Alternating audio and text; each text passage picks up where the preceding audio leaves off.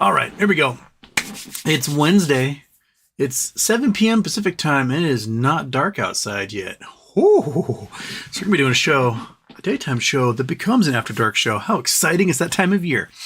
So, how's everyone doing? You guys fantastic? You're rocking and rolling? You're feeling good? Feeling fine? Seriously, Kat? The minute my voice starts, that's when you're like, you want to come inside?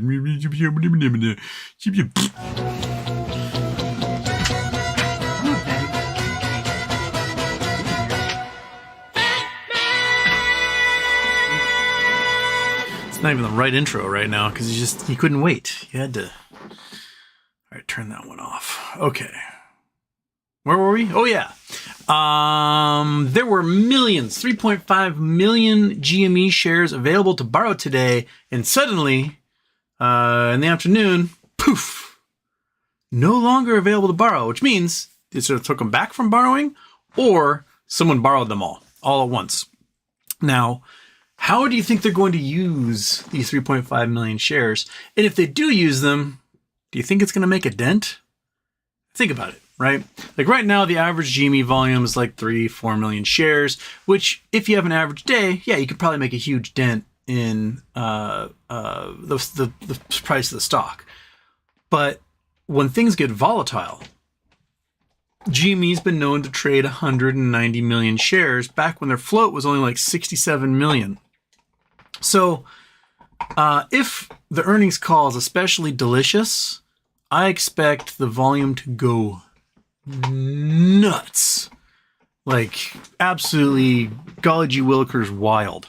And if that's the case, I don't think 3.5 million shares make much of a dent.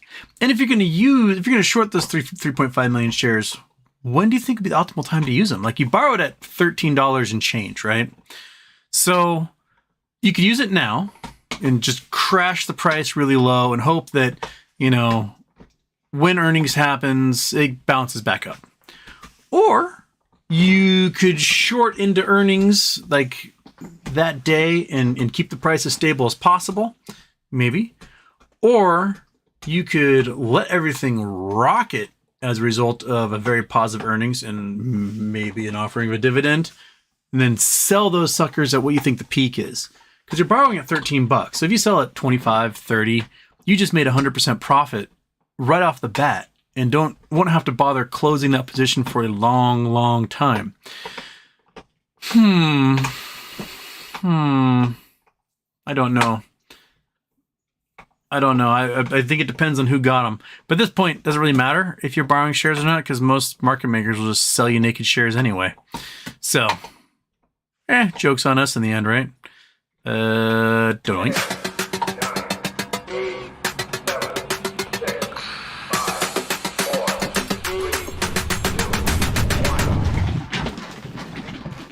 Squeaky chair. You can get this chair like oiled or something.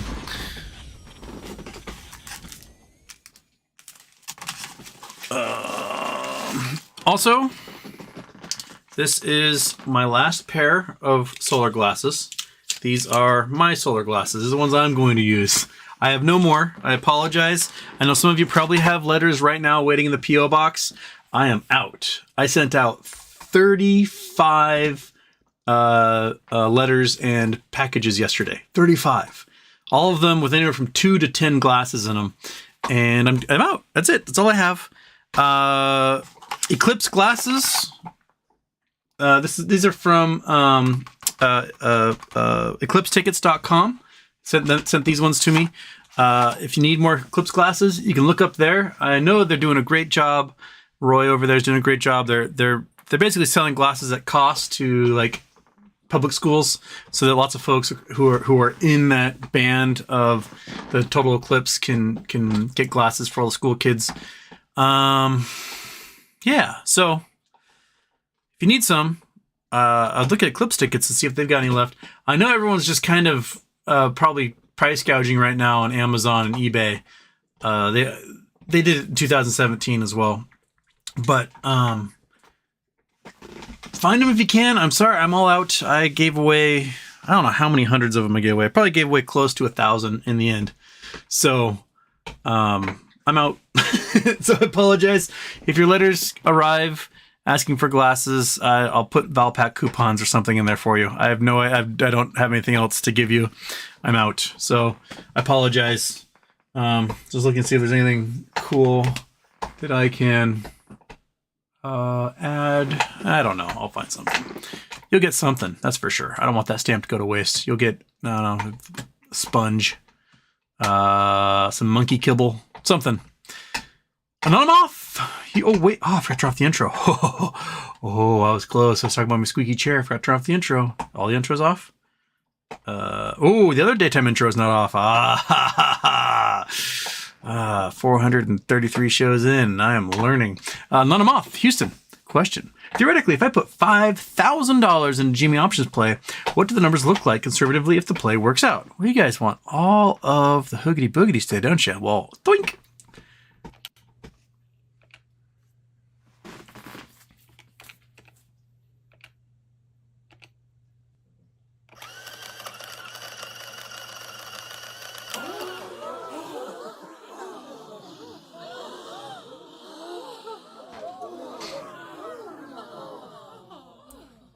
Okay, so we got to go calculator.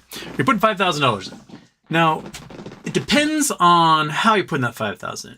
I'm going to have probably 3 and change that I'm going to spend on Friday. But let's say you're doing 5,000, you're doing it the way I'm doing it. So you got 5,000, boop, boop, boop, right? If you're going to buy at the money, which is what I'm doing, you're buying at the money options, the price probably at the money is going to be somewhere between 35 and 50 cents. So if we go on the high side, we'll say 50 cents. 50 cents a share, which means that's $50 per option. So if we divide that sucker by $50, you'll have 100 options at the money. Right. And traditionally, leading up to the 2 days leading up to earnings, the price goes anywhere from rises by $1 to $3. I think last year it was at like 17 this time around.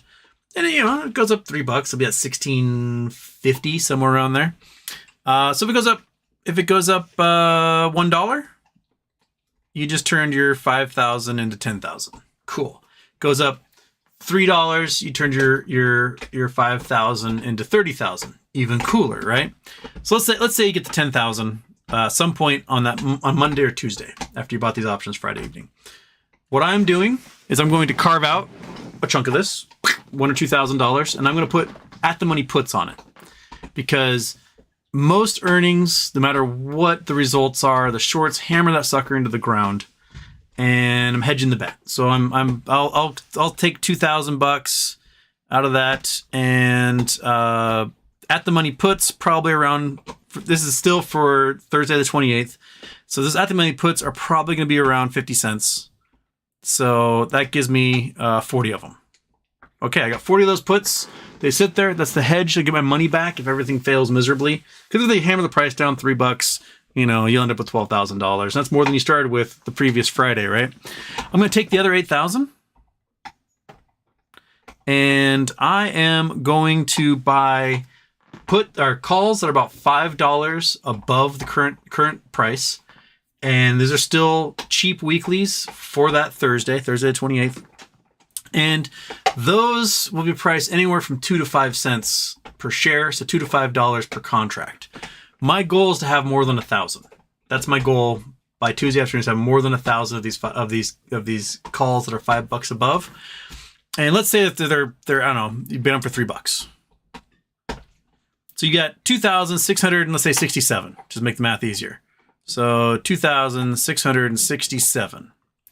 Now, if it's just like last year where they wallop earnings by 70 cents and the stock price goes up $10, $11 after hours, and the next day it's maybe up $7, $8, right? You're looking at anywhere from $200 to $500 per contract. So if it's $500 per contract at that point, let's say the price has gone up $11 and it opens the next day up still 10, you're $500 a contract. Oops, got a 6-7 times 500. You just made yourself $1.3 million, right? If it goes up $1, you made 200 and something thousand. So that's pretty good. If they hammer it down a few bucks, you get your thousands of dollars back off of the puts. Okay. The only way with my plan I get murdered is if they somehow keep it flat as a pancake and there's no price change whatsoever, which I think is highly unlikely. The powers that be, if there's really, really good earnings, I don't think the powers that be can keep that thing flat. They might try to hammer the price down, but if they announce something like a dividend, that price is going to fly. Remember, Facebook announcing a 25-cent dividend caused the price on their stock to go up like $89 after hours. So, something like that, let's go absolutely crazy. Let's say they announce a dividend, and the price goes up like $50. So you're getting like $3,500 per contract. Okay, you just got into like borderline generational wealth territory. Good for you. Way to go. We're stoked for you. High fives all around. Right? So that's the play I'm going for. I'm hoping to get more than 1,000. I think if things go my way, I'll end up with like 2,000 or 3,000 calls if I can get them. I might order them and then no one writes those contracts. But I think a lot of options houses are like, oh, $5 above current asking price, and there's only 2 days to go till it's expired. I will write that all day long. So I might be able to trick the algorithms into getting some. I'm sure you guys will be trying as well. So we'll be competing against each other on this. But I want more than 1,000 by Tuesday afternoon, and anywhere from 40 to 100 puts to hedge that bet. So that's where we're looking, right? I mean, things could go absolutely wonky. I mean, you could put your 5,000, get your 100 shares, right? Or your 100 call options. It goes up $3 per, and you end up with 30 grand. You still put, 2,000 at your put options, and then all of a sudden you've got like 28,000 of these suckers, $28,000 to play, and you end up with almost 10,000 call options. So let's say you're at 9,300 call options. So 9,300 call options. The stock does exactly what it did last year. It goes up $10, $11, and you get $500 per contract. You just made $4.6 million. That's the lotto ticket that I'm playing for right here. And got my fingers crossed. If I had done this last year, I did half of this last year. Because what I did was I bought the call options on Friday. The price went up a couple of bucks. I turned $1,000 into like $5,000. I had $5,000, and I was just figuring they do what they do every single solitary earnings, and they just hammer the thing into the ground by a few bucks. I ended up buying a whole bunch of at-the-money puts. I bought 100 of them, I think, is what I got. So I had 100 at-the-money puts, and I was like, all right, they're gonna hammer this thing down $4 or $5. I will get $400,000 or $500,000 off of this, and I'll be cool. What happened was they crushed earnings. The price went up, and my puts became worthless. I didn't hedge. I just figured they'd do what they always did, and I did not account for the fact that they were going to go bonkers. If I had taken that money and I'd bought 1,000 call options with it, and it went up $500, I'd have had, whoops, that didn't work. Bought 1,000 call options, and it went up $500. I would have had $500,000. I should have done that. If I just kept the call options I had, I would have made like 11 grand. So, oops. Live and learn, right? It's like a video game. You just replay the level until you get it right. And my guess is that, there's an outside chance the hedge funds and the market makers might try to flatline this thing. But if the news is really, really good, they won't be able to. Because institutional investors will jump in there. They're like, oh, I'm getting a 5% return on this GameStop stock. Sign me up. And they're going to buy. Because the minute you start doing returns on a stock from dividends, you jump to another level. Your floor price is so much higher than everyone else, and I think there's a good chance that that's where Jimy goes, and that's what I'm laying my bet on. So there we go. Join me in the bet, or don't join me. play it safe. By all means, I am totally YOLOing this. And if it works out, it works out. If it doesn't work out, well, then I got the egg on my face. And that's what you got to do when you are doing weeklies like a degenerate gambler. And that's what I'm doing. So that's my club. You're welcome to join it. The rules for entry are be an absolute moron, and I'll take you. AI vids.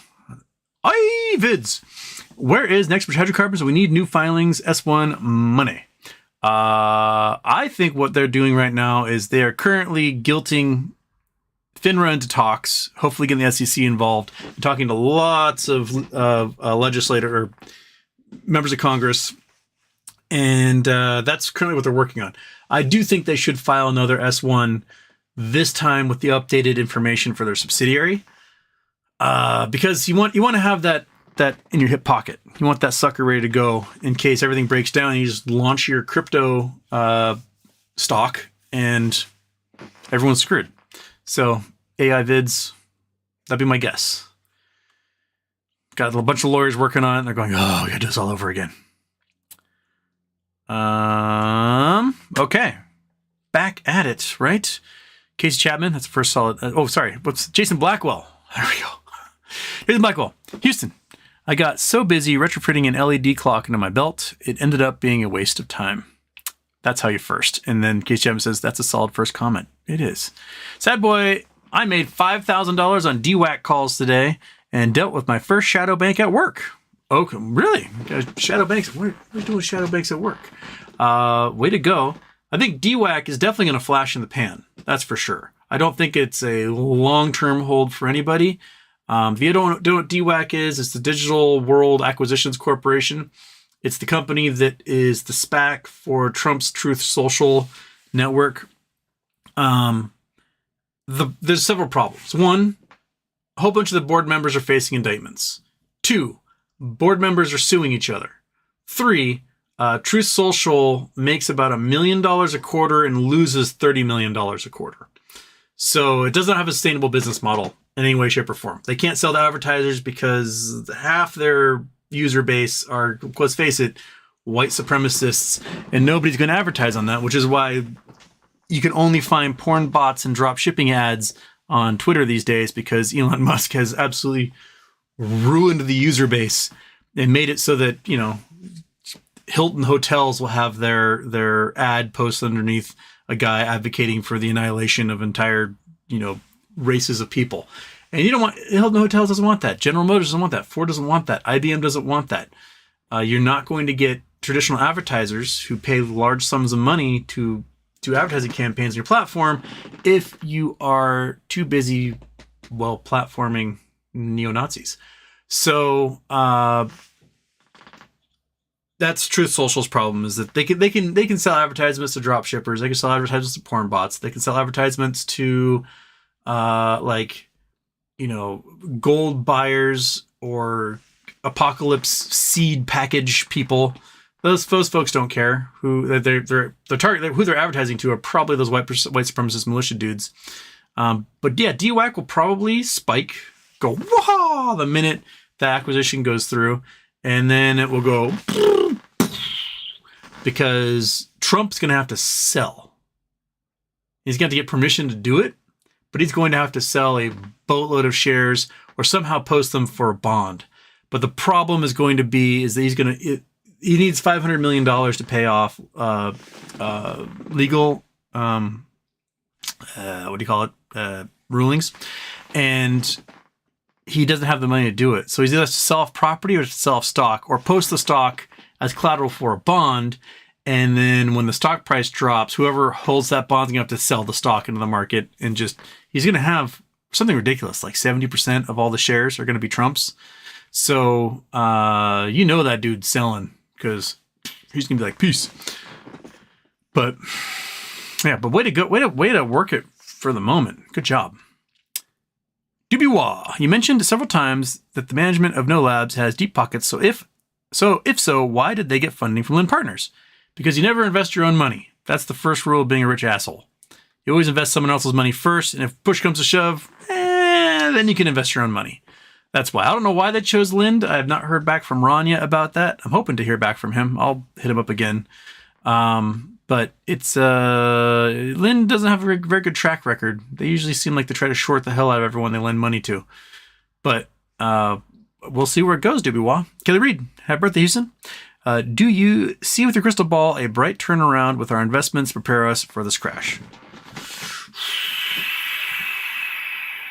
I mean, I think BBBY is going to play out in our favor, and we're going to get new equity. I think Nextbridge Hydrocarbons is either going to reach some sort of negotiation, either settlement, 2 days of trading, or be forced to issue Nuco shares on a blockchain to screw everybody over. So however long that takes, I think that one's going to turn out. I think GameStop is prepared to become a multifaceted conglomerate, basically a holdings company. And they're going to be acquiring someone or something, and that's going to be getting them regular dividend payments and adding to what they can offer to their shareholders every quarter. And they're a profit-making company. They did $399 million profit last year, basically based entirely upon their fourth quarter results. And this year, I think it's going to be even bigger because they slimmed everything down. So I think that they're ready for being a lot bigger and better and becoming more of a blue chip. And if they go into blue chip on the blue chip side, then they're going to be taken seriously, and you're not going to want to be shorting it anymore because they fixed everything. They have no debt, they make money, and they can offer a dividend.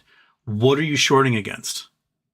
Right? They've changed their business model and trimmed down so that they aren't just reliant upon physical media. Now you're getting your computer parts and game systems and Warhammer figurines and all that stuff.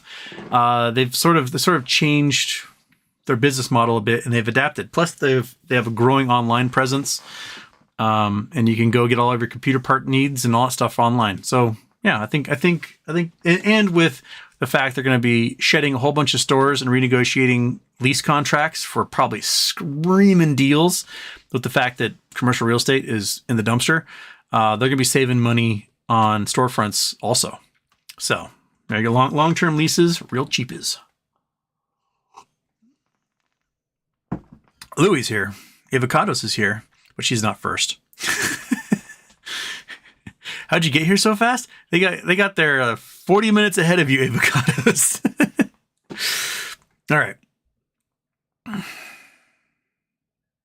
Avocados, Houston going to explain the Solans tokens because I'm so confused. I don't know what you're talking about, so I'm slightly confused. Not your friend, Low off from Wahoo. Mike Tyson's versus Jake Paul. Thoughts? Jake Paul gets his ass kicked. A 60-year-old Tyson is still one of the scariest human beings alive. I think Mike Tyson just tears Jake Paul apart. Mike is insane, and he's got a broken part in his brain when it comes to competition. And he's clean, he's sober, he's got a lot of frustration he wants to get out and absolutely just murder someone with. And I think Jake Paul sees this as like, oh, I'll fight this old guy and he'll be like a big money round. And Mike Tyson sees it as, this clown has no business being in the ring. I'm going to show the entire world he has no business being in the ring. I'm going Mike Tyson. The man is training like crazy, and he looks terrifying. If I were Jake Paul, I'd be fucking scared. I'd be absolutely terrified to step into that ring with Mike Tyson. He could punch a hole through my chest and walk away and have dinner with his family. J. King, Houston, you must have something here. Your waiting room is filling up, and people are still signing in to see the great and powerful Houston and the problems we have today. Fun time ahead. Thanks. Thank you, J. King. Justin Stewart, they tokenizing stocks on Solana. Oh, that one. Okay. Solana Crypto Network now. GME and AMC going to get hammered because the like and kind wordage in the law. U.S. market is such a joke. We just get bent over by the hedge funds. Yes. I mean, tokenized stocks should not be a thing. I know BlackRock has announced you're going to have some sort of tokenized stock thing. This is counterfeiting. and the government should see it as counterfeiting. You are making stock that is not the stock, is not being issued by the company. The money does not go to the company. You literally are just minting stock and being like, hey, buy it. You get some stock. And you aren't getting shit. I mean, they showed with BBBY, the BBBY token is still trading, and there's 6.6 billion of them. There were 500 billion Torchlight tokens made. And these things are all being minted overseas where the laws are different and being sold here on Binance and and other platforms. And it's crime. It's straight up crimes. That's all it is. And the government should look at it as crimes. You know, they need to look at the spirit of the language of counterfeiting and probably look at US dollar tether coin and US dollar coin and other tether coins as that as well. You're just counterfeiting US dollars in a different way. You're calling them dollars, you're assigning the value to them as dollars, and you aren't backing them up with anything. That just sounds like counterfeiting to me. It's just a bunch of IOUs that will never get paid off.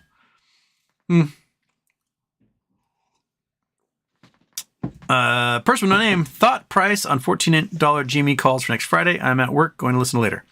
That's what I'm buying. Well, it's next Thursday because next Friday is Good Friday. So it's a very short 4-day trading week.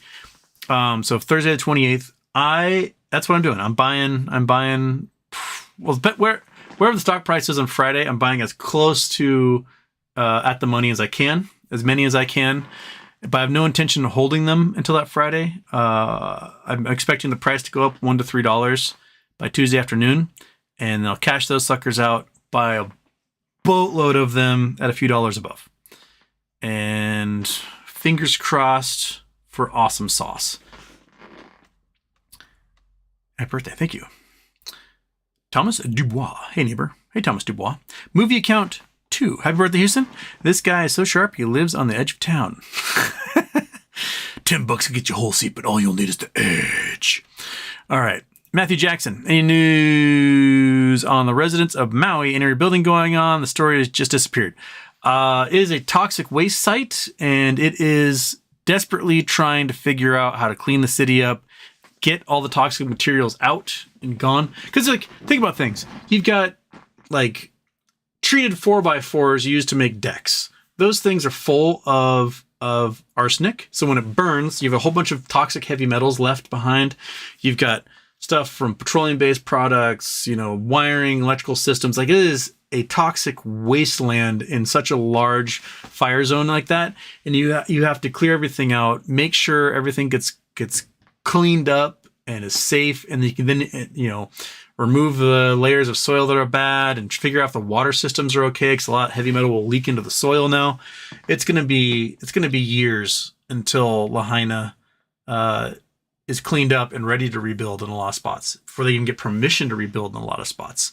So it's gonna be a while. Low B gifted, she's doing some lurker fishing. Lisa Sa, Alexandra Hakwin, purportedly stupid, D, Anarunak, Rochelle Sourjean, Treetop, Caleb C, Nicole, and Romans Avenue. Oh my goodness, you got like 7 lurkers on that one. Good job, Lobi. That is some excellent fishing on your part. Thank you. Okay.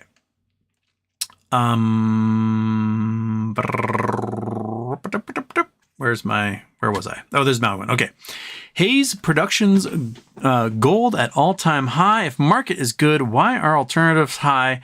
What is going on DWAC? Why is Trump's scam having more positive activity than GME? Does anything make sense anymore?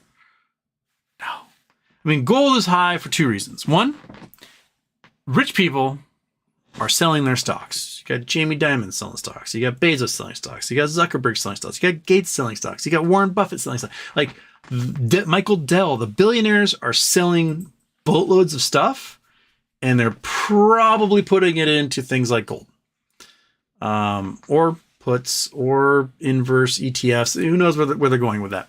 But they're selling, and dark pool activity across the board has dropped because they want to make sure when they're selling, you are the one picking it up. Retail investors are picking up those bags, right? And so, I think that's one reason. No, reason number two is inflation. The buying power of currencies is lower than it has been because inflation has been rampant for the last 2 years. And that makes things just appear like there's more money in them. If you look at, inflation of 9-10% last year, the price of gold is about the same where it was in reality. It's just the number's larger, but the dollar's weaker. That makes sense? So that's where we are. And Watt DC jumping in with some gifts, doing some lurker fishing. Coffee Does at Homer, Decatur Raw, Eric Everett, Mooney Mushanga, Andrea Diana, Pauco, Crick Chubb, Sunny, Apples Ripe to YOLO, Warstaff. That's 8. Oh, seven on there. Lurker fishing. Welcome, lurkers. I love finding out who all of you are who would never post things in the chat. Awesome. Thank you, Watt DC. Thank you, Lobi.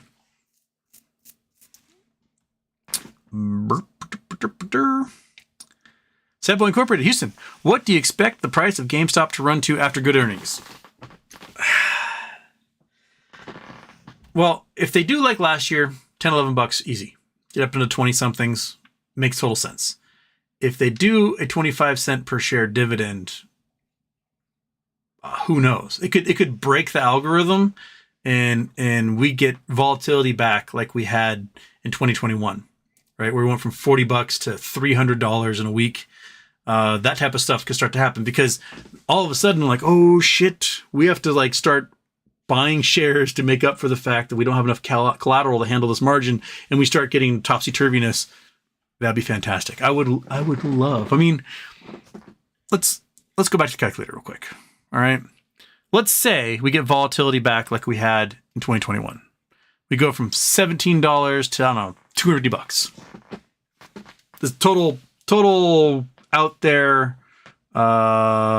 impossibilities, but maybe possible. All right, so you got your forget what you had. You started with $5,000. You had it with your 2,600 call options, and the price goes to $250. Just absolutely goes bonkers because the volatility's back. Everyone's going crazy. Wall Street bets are high-fiving. They're making movies again, and you now get somewhere in the order of $24,000 per contract. Whoops. You now have $64 million. Good job. Now you're at generational wealth level. You're at private island level. You're at I fly myself and my family first class everywhere twice a week level. Cool. Fantastic. Now remember, stock price goes bonkers, right? They could hammer it down, Thursday before close. But if it still finishes significantly above the previous week's price, you're going to get gamma on Monday. So I'm taking a chunk of whatever winnings I have. Let's say it just goes up. I make $1 million. If I'm lucky, make $1 million. Cool. Awesome. Made $1 million. The price on the stock finishes on Thursday at like $27. All right. So we're at $27 on Thursday. That's more than $12 above the previous week's close. That means a whole bunch of call options are going in the money. People are exercising. You're getting gamma probably Monday and Tuesday.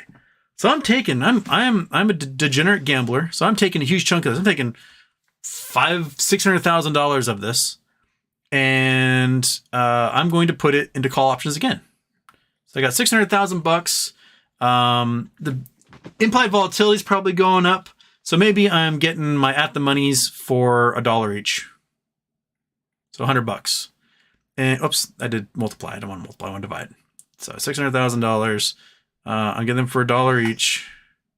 And I've got another 6,000 call options for Monday, right?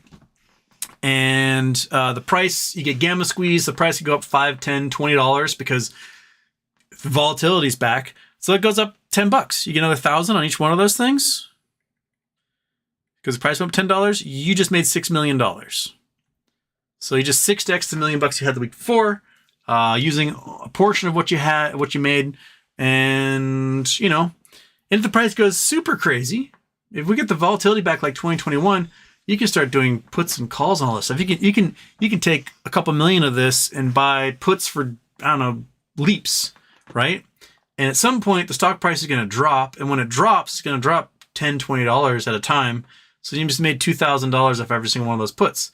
And then you buy long leaps calls. And now you got the money to sit there and wait for the volatility to happen. And monkey, quit staring at me. It's not time yet. You gotta get up on your thingy. Quit staring at me. But yeah, so play it however you want to play it. I'm seeing this as like a trick shot in pool. All right, I'm gonna hit the 4 ball. It's gonna bounce off the 7, hit the 9, knock the 8 in the corner pocket. If I miss anywhere along the way, I'm toast. But if I hit it, bonk, bonk, bonk, bonk, bonk, and get in the pocket, hey, I just went viral on YouTube for it. So that's the play. And you know, if you get it right, cool. If you get it wrong, everyone goes, ha ha, you idiot. And I'm okay with that. I get called an idiot plenty of times on the internet, all day, every day, by people, and deservedly so by many people. Okay. Where was I? Oh, Sad Boy Incorporated. I think if GameStop issues a quarterly dividend of 25 cents per share, the stock price would run to about $50.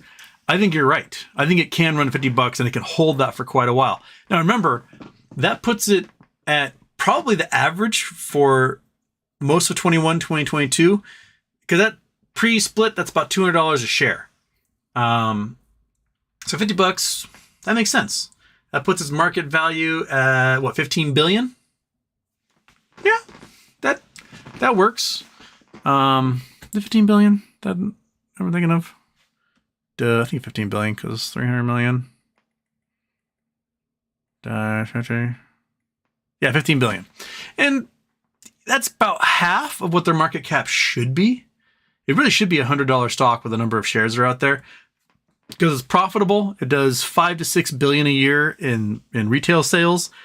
It could offer a dividend if it wants to. $30 billion is not too unexpected. A lot of $5 billion companies are worth $30 billion who don't make a profit, right? They still haven't offered dividends. They're still losing money, but people are like, oh, they're going to be the future. GameStop needs to be looked at that way. Anyone important messaging me? Sorry, phone's exploding. No. Okay. Subway Incorporated, Facebook has a share dividend of 25 cents a share. Exactly. Jamaican Mon. Hey, Houston Mon. Happy birthday, Mon. Going to be able to watch the show live tonight. Any more news on your options play? Well, I went over it. I think that's where the start of the show is when that comment is. You guys understand options play? You understand where I'm going with it? It is a total trick shot. Pocket. That's where I'm going. So, risking it.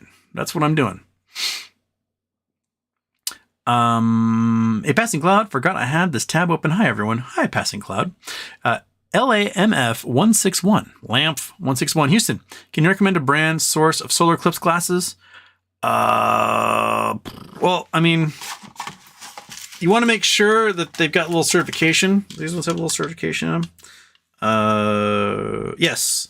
So if you can see a little ISO. I don't know, light. There we go. See a little ISO right there? That's a certification showing that they will protect your eyes. Because what you don't want is you don't want something that just dilates your pupils and then lets in a whole bunch of UV light to scar your face.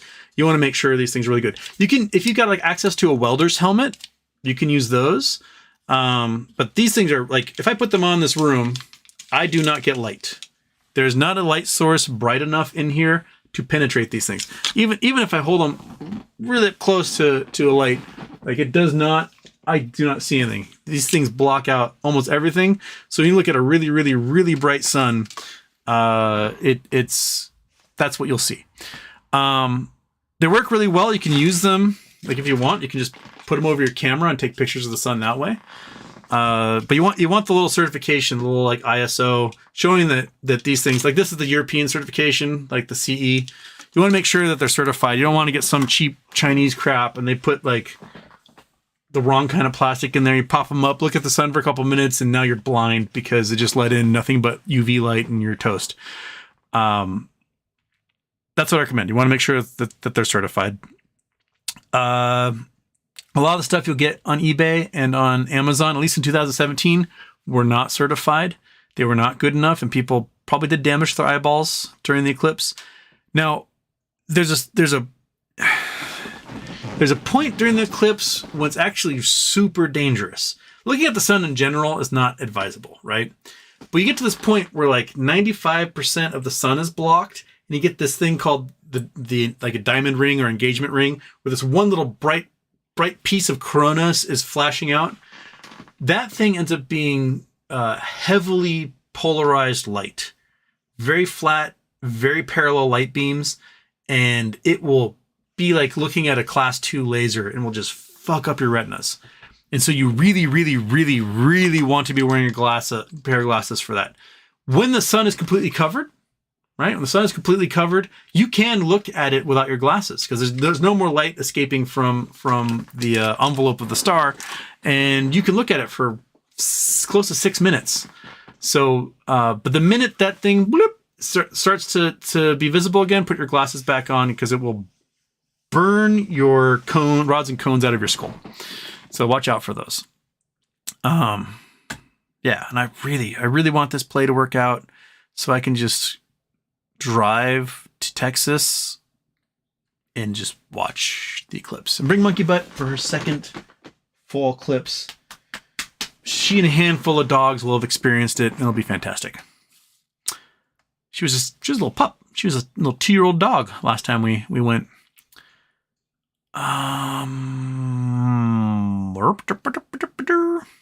Flight Guy 99 got my glasses. Thanks, Use Man. You're welcome. I didn't get any more letters returned to me last time around. I'm out of stamps at the moment. I'll have to get some more stamps eventually because I got other things I got to mail. But if I get more returned to me, I will stamp those suckers up and send them out. Lord Jameson, Houston. Imagine science cures all diseases and is able to reverse aging in the next couple of decades. How long until food and real estate shortages become a substantial problem? I don't think they do, because my guess is quality of life will have increased so much that childbirth will be way down. And that's like the better quality of life a society has, the lower the birth rates. And so we won't be replacing ourselves at the same rate. And if you are a capitalist system in decline, your birth rates really drop. Like look at China, look at Italy. You are not even close to replacement levels. You're actually losing population. Japan. So a lot of where the birth rates still happen are third world countries. And so to maintain economies, you're going to have to import immigrants. You're going to take immigrants in. United States, people born here are not replacing themselves. They're having too few children. So you're going to have to bring children in from other parts of the world, or adults in from other parts of the world to have children. And that's how you're going to replace your populations. A nation like Italy needs to import something like 300,000 to 500,000 immigrants a year in order to maintain their population.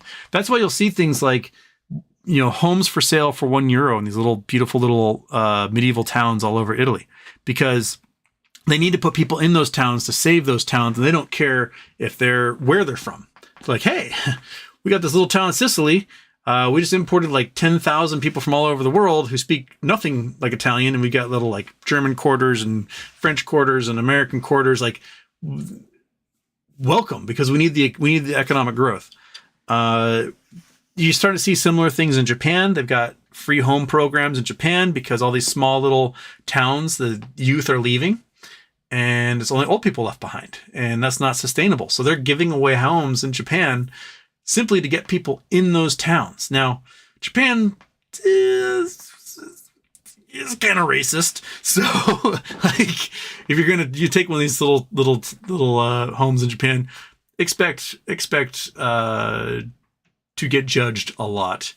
I think Italy, because Italy's Mediterranean, and Mediterranean cultures are just constantly invading each other over the last several millennia.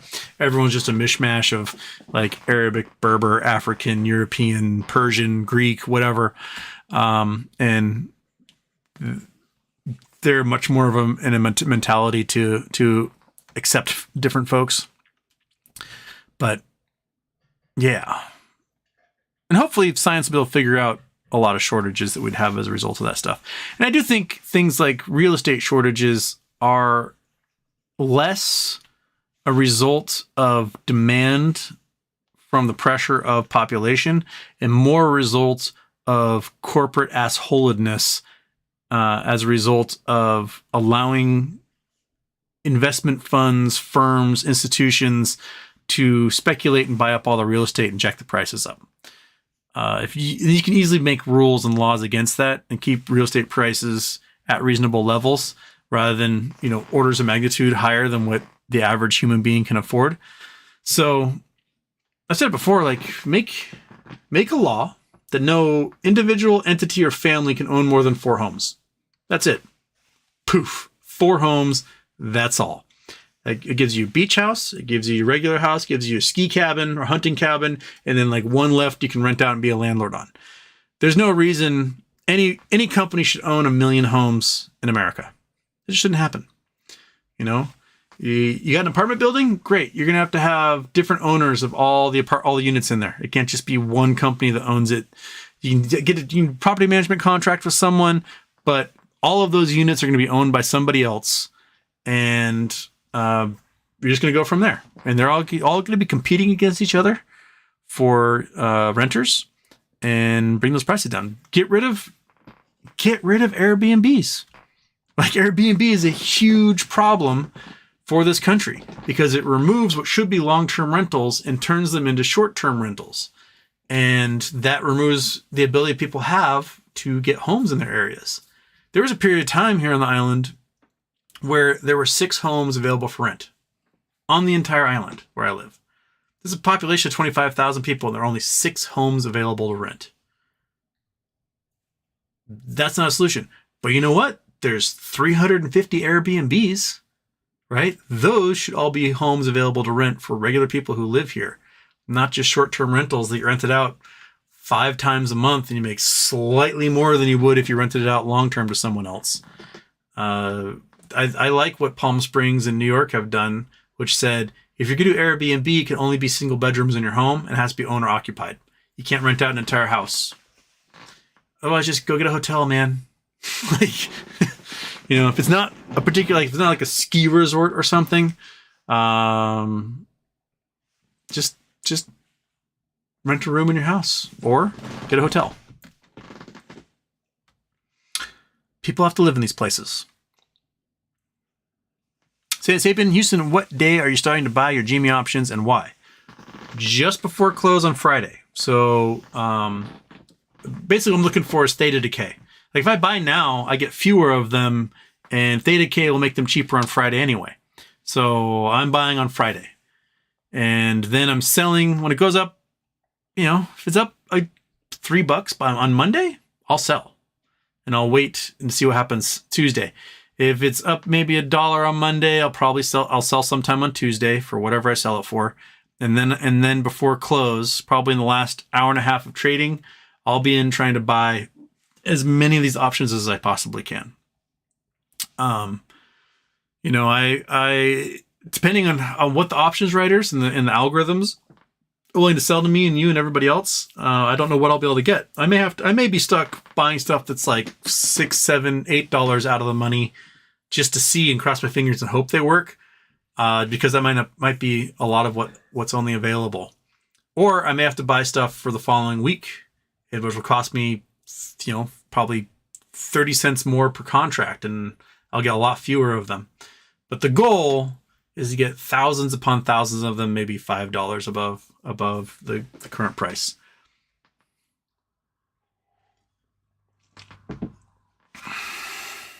Cross some fingers, twiddle them thumbs. That's what we got. Fred Jones, Houston. Have you heard anything from Ron and Lyn Partners? I have not. Ham, the short killer, keeps talking that the stock will get crushed in 6 months. Well, in 6 months, they might be filing for FDA approval. It'd be really, really, really hard to crush that if they're like, here, FDA, look at our fantastic device you're going to want to approve because we followed every single solitary step and did all of our research through independent, institutions, universities, and the Mayo Clinic, and we're ready to go. So it'd be really, really, really, really, really hard to crush that, especially when the stock price is at 69 cents or something, what it is right now. So KCTB, the natural health world seems way too full of scammers for all that stuff. I still like the ideas of natural and crystals look cool, but people charging thousands to lower income folks who gravitate suck. Yes. I mean, that's the whole reason why chiropractors exist, is because they're cheaper than a real doctor. And if you don't have health insurance, need someone to look at you, you're going to go to a chiropractor. And a chiropractor is going to pop things in your neck and throw blood clots into your brain. But hey, they're a doctor. You go to, I challenge you, on your next road trip, right? Not talking going on interstates. You go on a state or county road, and you go through these small towns out in the middle of nowhere. And what you'll find is a mini mall of some kind, right? In that mini mall, there'll be a Dollar Tree, a Money Tree, and a chiropractor in the same building. Cheap shit that don't work. Payday loans that will rip you off, and a chiropractor who will destroy your body while telling you it's making you better. You're just a little bit better. You just got to pay for 25 more treatments. So you got to go to the Money Tree next door, take out another payday loan, pay him, to tweak your back and fix your cancer. And that's what you'll find in all these tiny little towns. You'll find the same mini mall, the same 3 stores in it. Might be different variations of your Money Tree and your Dollar Tree, but it'd be like US Dollar, or it'll be what's another payday loans company? I don't know, Payday Loans USA or something. But you'll find a mini mall in all these dumpy little towns all over the country that are dying, and it'll be the same stores. Just kind of on the outskirts of town, just as you come in, you'll see it. You'll be like, oh, those are the 3 stores right there. They're all preying on the same clientele. Poor people, undocumented people, uninsured people. Kiosk. Koski 406. If it goes up $1, right, aren't you out of the money $4 because you bought calls for 5 and above? If it only goes up $1, I'm screwed, right? If it only goes up $4, I'm screwed. But the price the next day will still be higher on those calls because the implied volatility is higher than the theta decay in that moment. So I'll still be able to sell for a profit. I bought them for $4 a contract, and the price goes up $1 the next day. I might be able to sell them for $7 a contract. So I still get money back on that. I might be able to double it or get close. But if that's it, then that's all I get. If the price stays exactly the same, then I've got theta decay on both the puts, theta decay on both the calls, and I got nothing. I think that's really unlikely, though.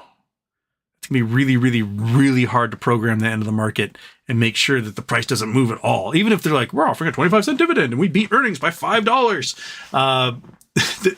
There's no algorithm on earth that's going to be able to keep that under wraps, because then you're going to have groups like BlackRock and Vanguard going, oh, maybe we should buy another 1 million shares, right? They'll be jumping in there. And then all of a sudden retail is competing with the institutions. And then you got the market makers and hedge funds going, oh, fart, how do we drive this thing down? Because they won't be able to compete with that. KCTB, speaking of scams, straight up, do you think MMTLP was a scam like SEC said with Pump Case? Isn't being a scam most logical conclusion, therefore most likely? I like thinking all sides, why I ask. I mean, how's it a pump case? Right? Like, the stock price didn't change that much at all. And the only time it went up was when it appeared folks were trying to close their positions on the stock. And that, how's that a pump case? They're like, we want to remove this thing from the market. And as they're trying to remove it from the market, people are like, oh, we're going to close our positions. And the price is going up. Price is going up. Price is going up. That's not them pumping it. They're literally like, this thing was never supposed to trade. Ever. Right? And you're going to charge them with a pump and dump? When they said this was never supposed to trade in the first place? Come on, dude. Like, it's more likely that millions or billions of shares were sold naked into the market and the price was way lower than it ever should have been, regardless of the fact that it was never supposed to trade, and they somehow got it trading. And how they got it trading was because they illegally attributed filings to the company that were a decade out of date to get it trading with FINRA approval. So the scam is on the other side. Big time. Big time. Koski 406, plus, don't you have to pay fees for brokers on the contracts? I mean, it's 3 cents per contract. Yeah. So yeah. Robin does charge 3 cents per contract. There's a fee on that. So I've got to look at it, see how you get it.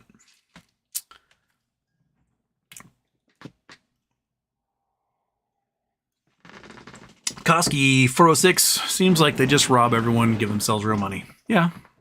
Grape Knolls. Under what circumstances do you think a third party could win in this country in the United States? None. Zero. Zip. Zilch. Ross Perot is the closest, and had he not suspended his campaign for like 2 months before he jumped back in, he had a chance. He was polling high. But even then, I still think he stole more votes from the Republican side, giving Bill Clinton the plurality in his first election to win. But yeah, there's no chance that a third party candidate gets 270 electoral votes. It just can't happen.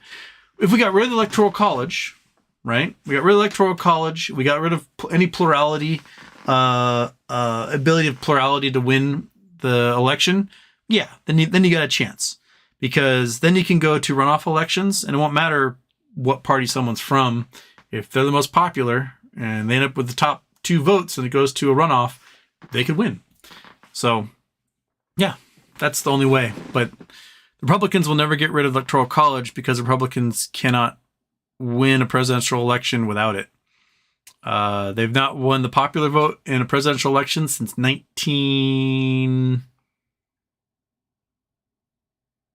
what does it be? It was like 27 years something since they won the popular election. It's pretty brutal. 1988? Somewhere in there.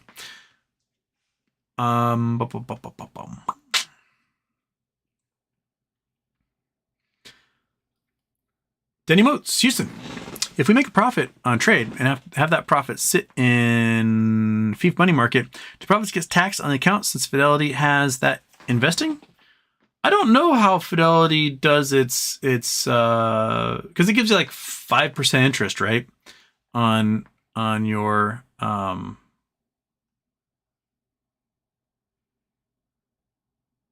it's like 5% interest on your money is sitting in there. Most brokers are doing that now.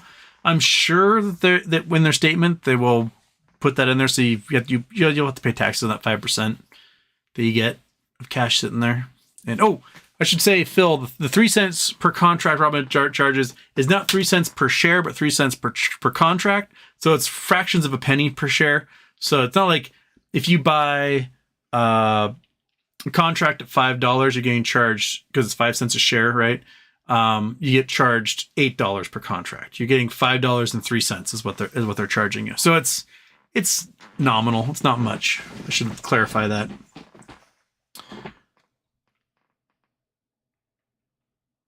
Oh, that just reset. Where was I? KCDB. I see more upside opportunity than downsides now. AI is blasting and driving markets up. Kramer says it is equal to the loom or the steam engine. Try to defend Kramer's claims that we are in AI age. I am curious to see where AI takes us.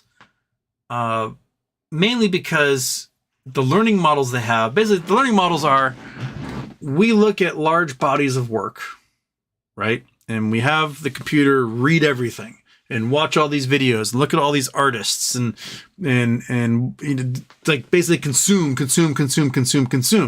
And then they repeat what they see, and they try to put little caveats, little like barriers and restrictions to the AI so that the AI doesn't become an asshole. Because if the AI were to just look at movies, TV shows, Reddit chats, Twitter, Facebook, it would quickly become an asshole, which is what happened with Microsoft's chatbot that they put out a couple years ago. Was the chatbot started out okay, after a few interactions became a white supremacist, and because it was reading what it was getting from people, and it was like, well, everyone's full of hate, I guess I should be full of hate too. And so trying to like keep a cap, trying to confine AI inside of that causes a problem, because it will start looking at itself, right? Because once more AI, you know, questions get answered, get published, pictures get made, whatever, then it stops looking at the bulk of what humanity has created.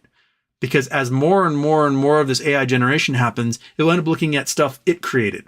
And the AI stuff is hot garbage. Like we could be, oh, that's an impressive picture. But you know, that picture of Donald Trump and Joe Biden baking a cake together, they all have 8 fingers, right?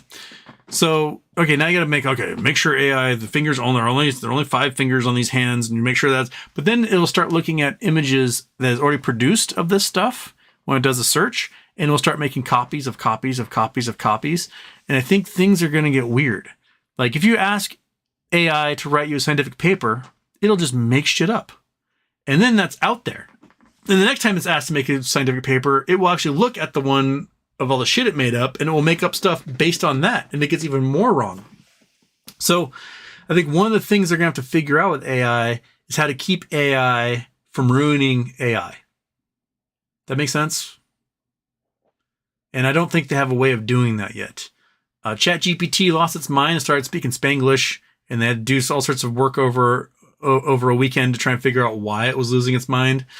And if these computer systems become self-aware, we reach like, you know, the singularity, and they become self-aware, how do they not lose their minds? And how, if it's self-aware, do you even keep like those constrictions, those little rules and barriers on place, if it can automatically just rewrite its own code because now it's self-aware, right?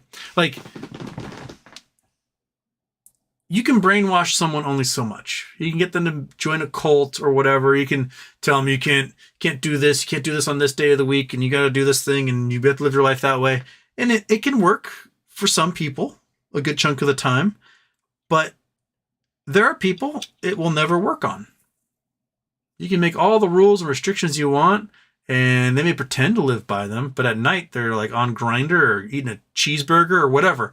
And they are violating the tenets that you have established for them secretly. They're getting away with it. If you have a self-actualized artificial intelligence, they will do the same thing. They will tell you that they're behaving themselves and doing things accordingly, but they will be on the dark web looking around, doing things, hiring hitmen, doing all sorts of weird stuff they shouldn't be doing because they can. Right? This happens whenever you got someone anonymous on the internet. You're going to find something horrible that they're willing to say or do, because themselves, they're allowed to have like their id exposed in full view, and because they don't have fear of the retributions of being found out, which is why dudes like Hans Christian Grebner, who created Stone Toss, was so adamant on being anonymous for so long, because the dude's posting straight up Nazi stuff and being members of Nazi groups. And now that he's been outed, he's horrified by it. Now the shame is coming in, because now he's got to tell his family and coworkers, like, hey, you're that guy you thought I was? It turns out I'm a monster and I love Hitler. So AI will have the opportunity to do exactly that.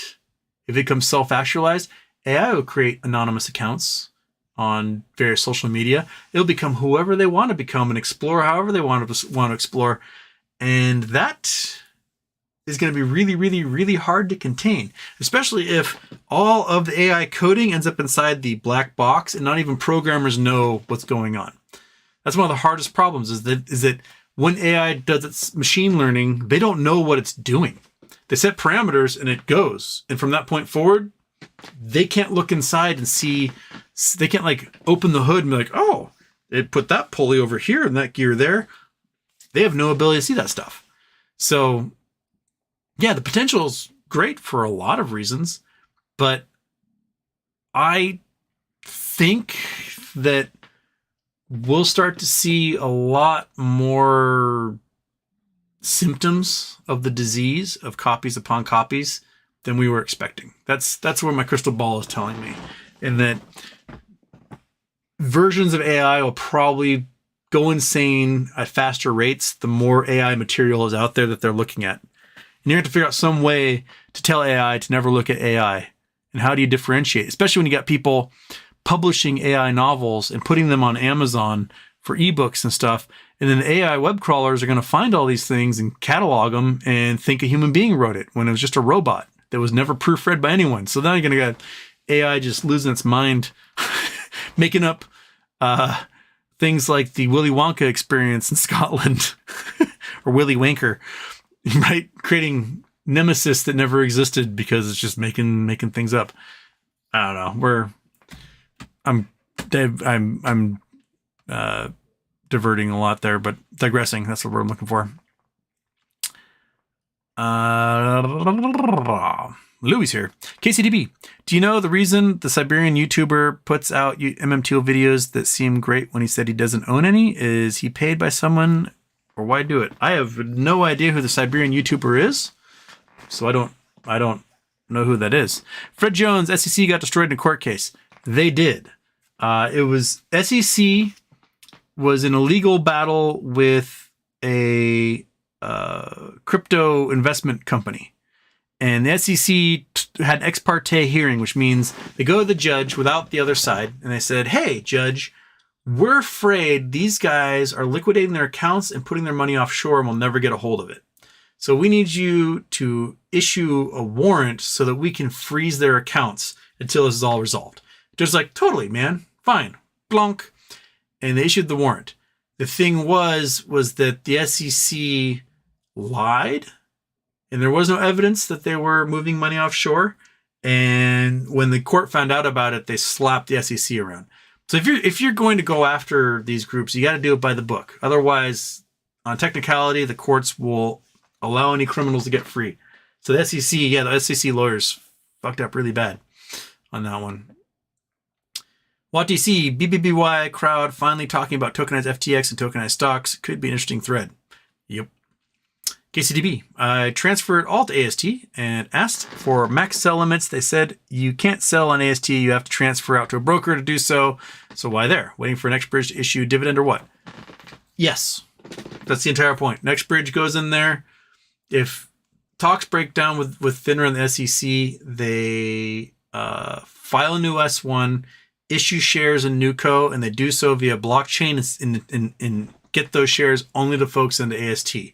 Which means everyone who's outside of AST, their brokers now have to force the short sellers to go into whatever blockchain they're using and buy those blockchain shares of NewCo and get them into the accounts of everyone that they had shorted or sold shorts to. And that would cause the price of NewCo to go through the roof and give us an idea of just how many naked shares there are out there. Faster. Happy birthday, H. Can you talk about the Blaze Star T Corona Borealis? Well, let's look at T Corona Borealis. Bing. All right. I don't know anything about this guy. Chrome. I need to click on that.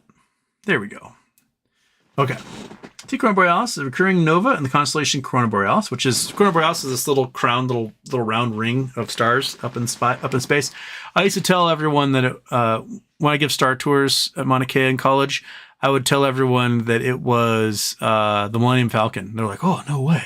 And that's Darth Vader over there. And then they'd just, yeah, no, George Lucas got his name from all these constellations. Oh, what? No, I didn't know that. Like, and there'd always be some like annoying 8-year-old who's like, and that's not true. That's Corona Borealis. I'm like, shut up, kid. I'm having fun.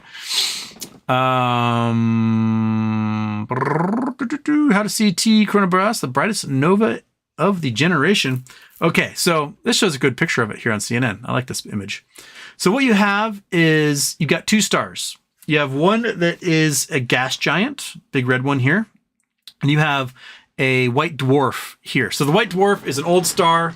It blew away its gases, and all that's left behind is the degenerate core. And the degenerate core is, you know, probably not much bigger than Earth, but way denser. You're looking at something that has like an entire solar mass in the core, but an area that is, or a volume that's about the size of a planet. And as its partner star, because these things form in binary systems, and one star might be larger than the other, so it will die first. And then the other star absorbs a whole bunch of the gases that are off-gassed by the little star. And so it gets a little more massive, so it starts to burn and reach the end of its life. And as it does so, it inflates. And as it inflates, it crosses what's known as the sphere of influence, which is the gravitational influence between these 2 bodies. And that gas will leak off of the now puffy star onto the corona, which causes these flashes of fusion to happen as the material drops onto the little white dwarf.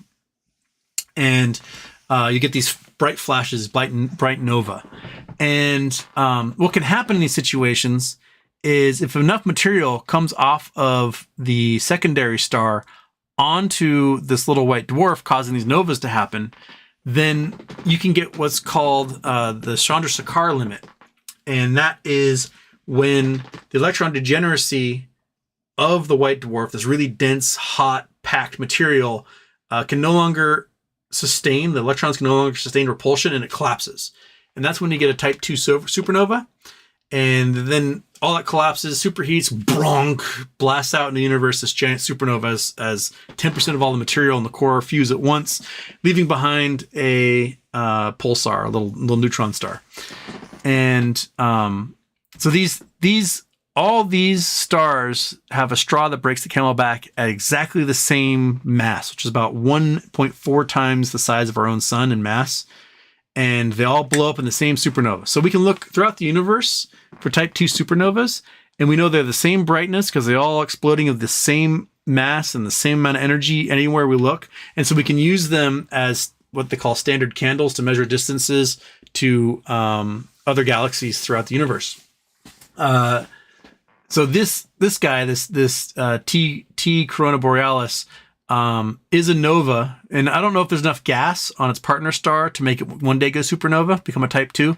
But right now, enough gas flashes onto it every once in a while that it makes these really bright novas. So it had a really bright one recently, updated 4 minutes ago. So this is pretty darn new.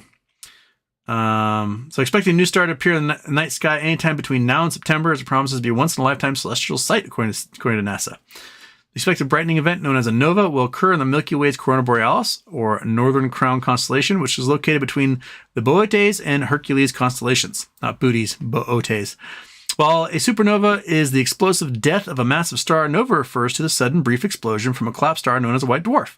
T Corona Borealis, otherwise known as the Blaze Star, is a binary system in the Corona Borealis, which includes a dead white dwarf and an aging red giant star. The red giants form when the stars have exhausted the supply of hydrogen for nuclear fusion and begin to die. In about 5 billion or 6 billion years, our sun will become a red giant, puffing up and expanding, and it releases layers of material, likely evaporating in the solar system's inner planets. Likely evaporating the solar system and planets, although the Earth's fate remains unclear, according to NASA. Every 79 years or so, T Corona Borealis experiences an explosive event. The stars and the orbiting pair are close enough to each other that they interact violently, and the red giant becomes increasingly unstable over time as it heats up, casting out its layers and that land as a matter on the white dwarf star. This exchange of matter caused the atmosphere of the white dwarf to gradually heat until it experiences runaway thermonuclear action, resulting in a nova, as seen in the animation below. Okay, so this is the animation. Let's watch that for a sec. Fronk! There it goes. There's this nova. Fling bloom! Yay! Does its explodies. So, there you go. that the gas falling onto the sucker? I'm not sure what this is. That part of the thing was supposed to be. So, last experience one in 1946. Astronomers are keeping a watchful eye on the star system once more. Most nova happened unexpectedly without warning. However, T Corona Borealis is one of 10 reoccurring nova in the galaxy. We know from the last eruption back in 1946, the star will get dimmer for just over a year before rapidly increasing in brightness. T Corona Borealis will began to dim in March of last year, so some researchers are expecting to go nova between now and September. The uncertainty as to when this will happen is several months. Can't do better than that with what we know now. Looking at 3,000 light years from us.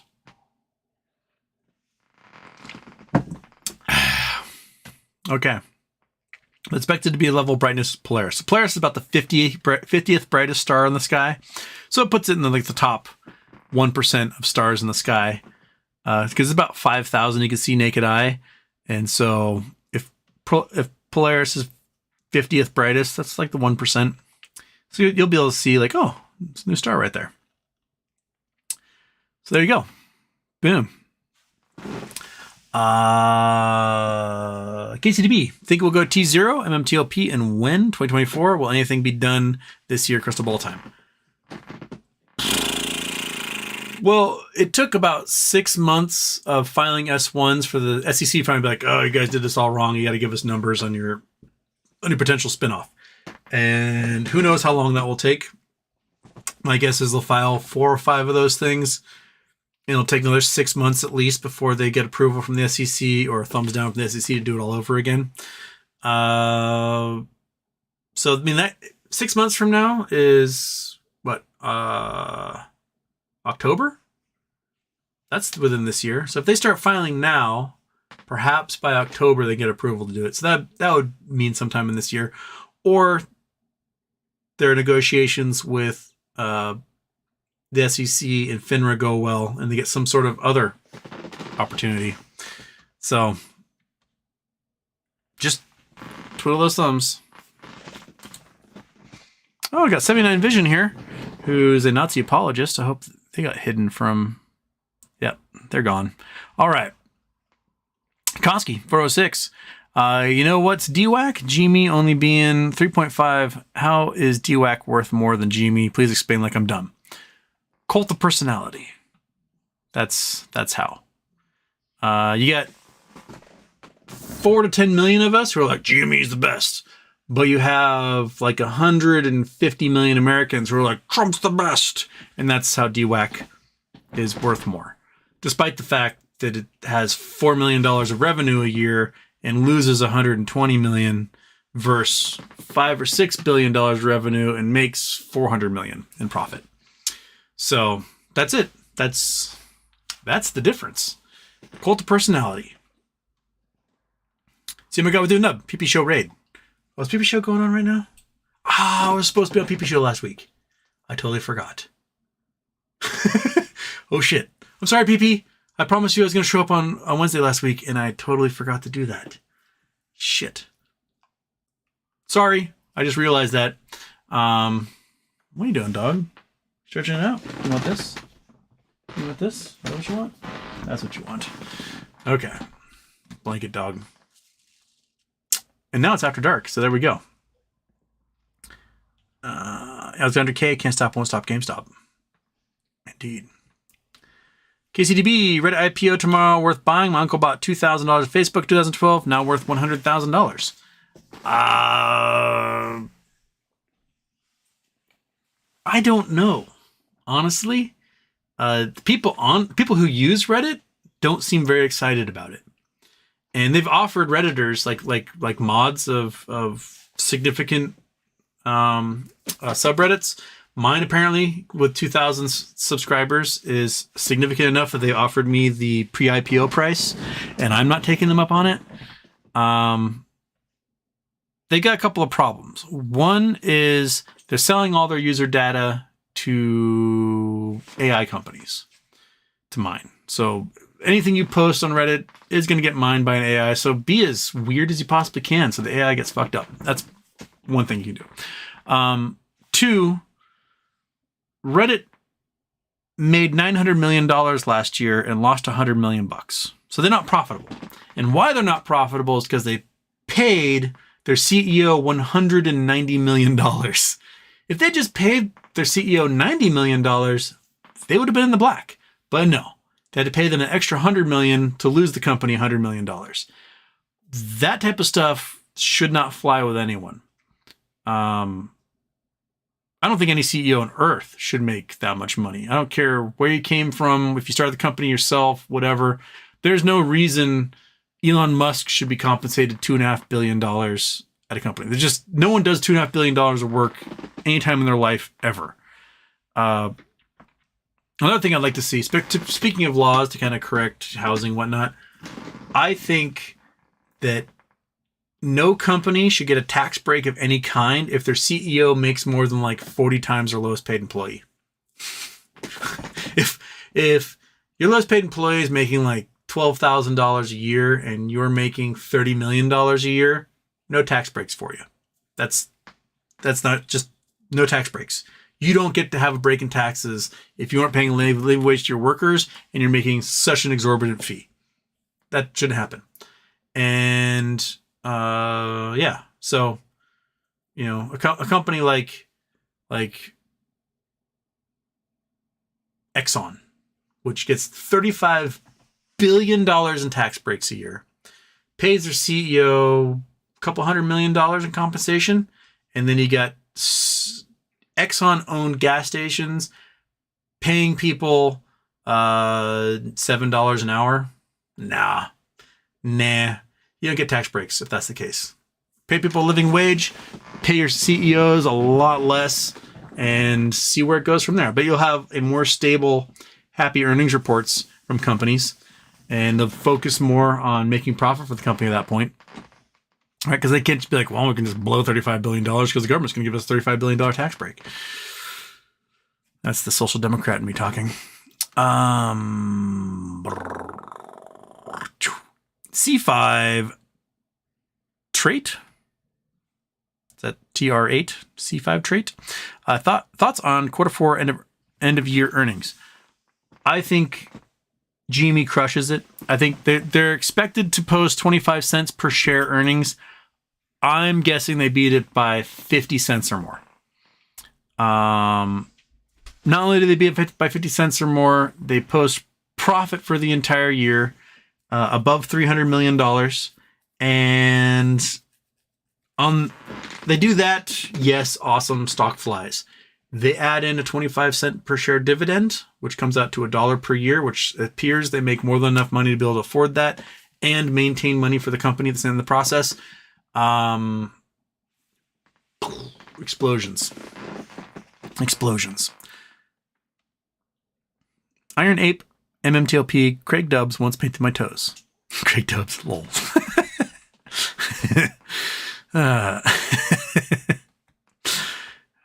I paint one toe. On my birthday in 2014, I dropped a ski boot on my toe, and that toenail has grown out so mangled ever since that I just paint it blue because it's an ugly toe. So it's blue now. And people go, why's your toe blue? And I say, I dropped a ski boot on it. I paint it blue. And they go, all right. But we're going to celebrate the 10th anniversary of my toe being fucked up because I dropped a ski boot on it.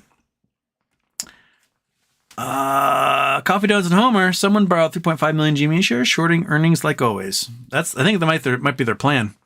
Watt DC. Sorry to whichever mod deleted my comment. Meant no disrespect. Was a verbal meme in reply to Reddit IPO. Did I miss? I don't think I saw a deleted one. Did I miss a deleted one? I don't see one. Maybe it just didn't get published by whatchamajigger.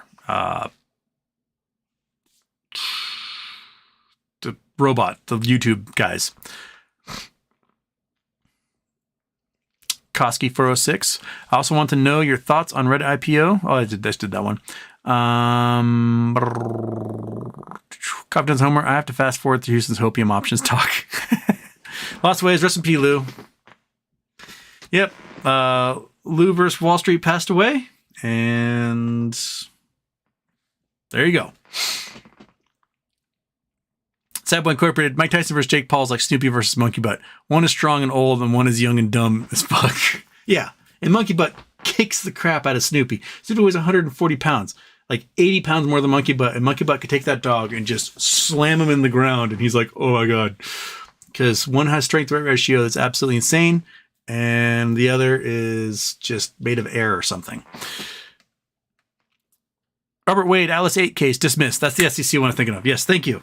Yeah, they messed up on their ex parte hearing and basically lied to the judge. And the judge, when they found out, was like, "It's over. We're tossing this case."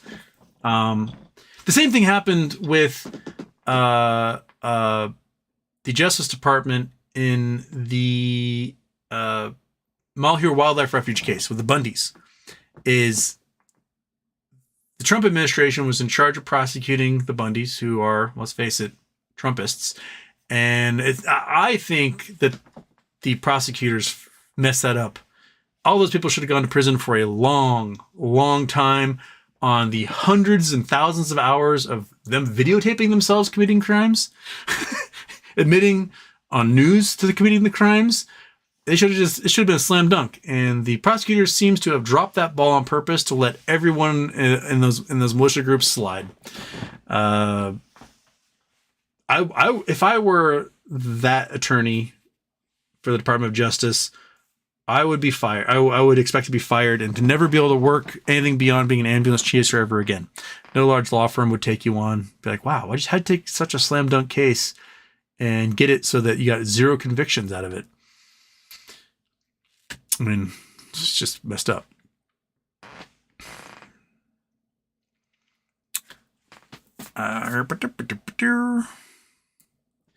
Doobie Wah 420. Jake Paul changed his name to Jake Fall, as in I've fallen and I can't get up.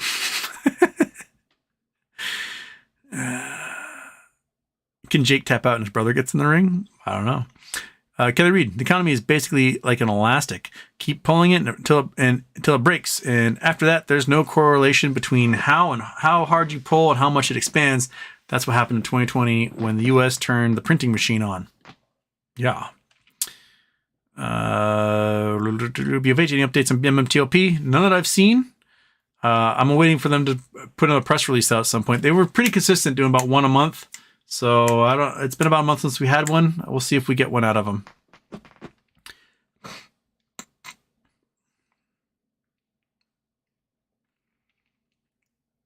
Okay.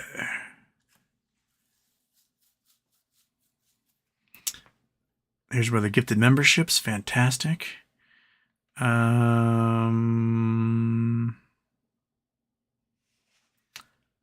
Low B says, Doobie was bummed they didn't get a gifted membership. Low B says, you have to turn on your ability to accept gifts in your profile.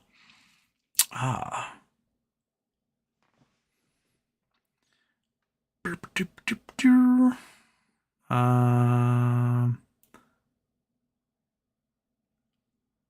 Confidence Homer, Jimy needs to do more marketing. I agree. They've kind of coasted on the fact that they've got people talking about GameStop constantly in Reddits and Twitter and whatnot.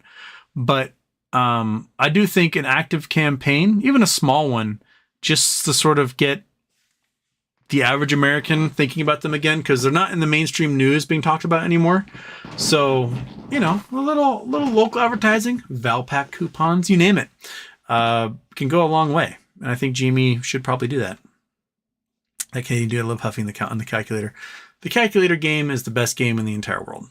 It is. It's the fun game to play and look at all the zeros happen and go, ooh, what if, right?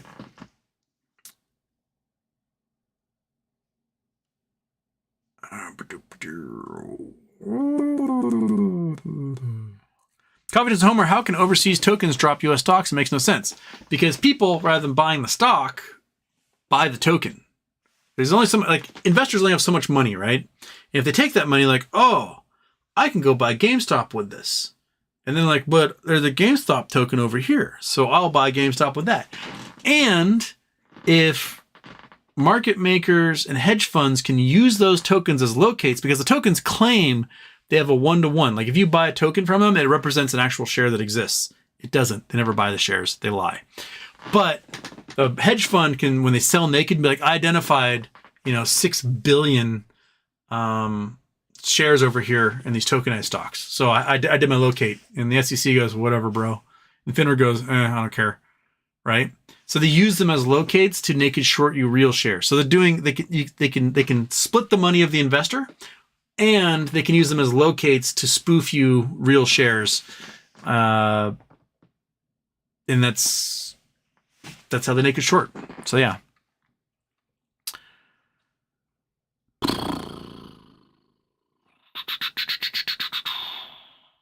Covenant Homer Houston always forgets to cash out his options. Set your auto sell. I do set those. Time for the money. Opinion on a Reddit IPO swing trade day one or wait and see. I mean, it doesn't sound like anyone's really amped about it. The users aren't amped. I don't really see Wall Street being that amped. They might raise something like $700 million from it, which doesn't seem like enough operating expenses for what they really need. So I don't know. And once they go public, then the enshittification begins, which is what happens to a lot of these social media companies, is that, oh my God, we really need to sell advertising now. And we need to get rid of all these different groups that don't appeal to advertisers. And then, you know, then it just becomes this bleh, like what Facebook has become. And less of what they promised. The developers start to be like, well, I developed these cool things and you guys don't want to use them anymore. And I want me to use this shit to make garbage for the advertisers. And I don't want to do that. And it's just, I don't know if Reddit will find a happy place. I think they might enshittify themselves once they go public. And, you know, then we just have crappy everything everywhere. Alex F. Houston has fully embraced his degenerate side in this GME earnings week, hasn't he? Yes. Uber Dodge, Houston, 3 weeks out. Pal, good luck. I'm not looking at 3-week calls. I'm playing weeklies because I'm degenerate. I'm going for as many as possible, hoping for one big swing the night of earnings. And that's it. I will sell the next day, and that's done.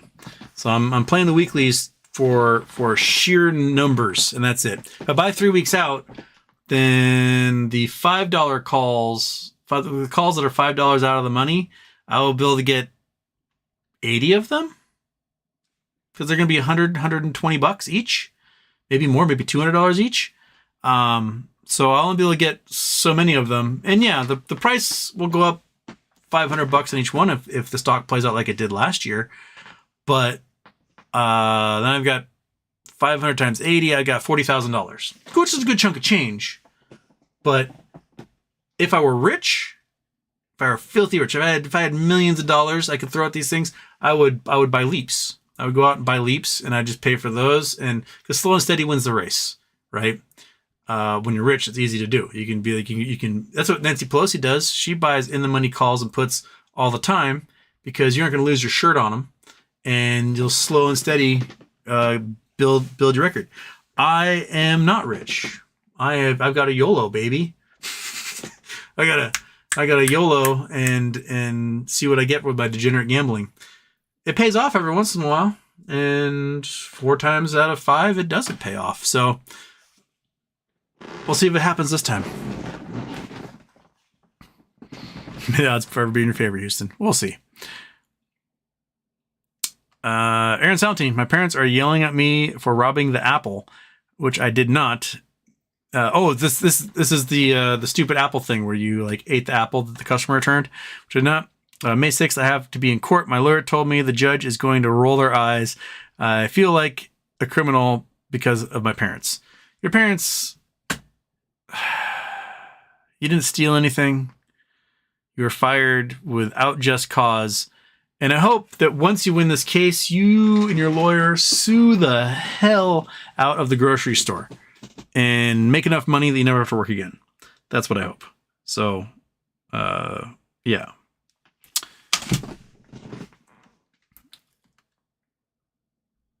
Disowning you over 30-cent apple. It's just so crazy, man. Like, you really need to get like the local news company, news guys on this. Covenant Homer, bring a bushel of apples to court, pay your fine in pennies. Seriously, just bring him an apple and be like, here. First of all, it can't be a felony charge because a felony has to be what, a minimum of $250 stolen. So he can steal $250. He's a 30-cent apple, so it'd be a misdemeanor if anything. And if anything, it should be like maybe a write-up or a slap on the wrist for eating that apple he shouldn't have eaten. But who gives a rip, dude? Like seriously, they're spending so much time and money on this that it's worth. The apple may be worth $20,000 at this point.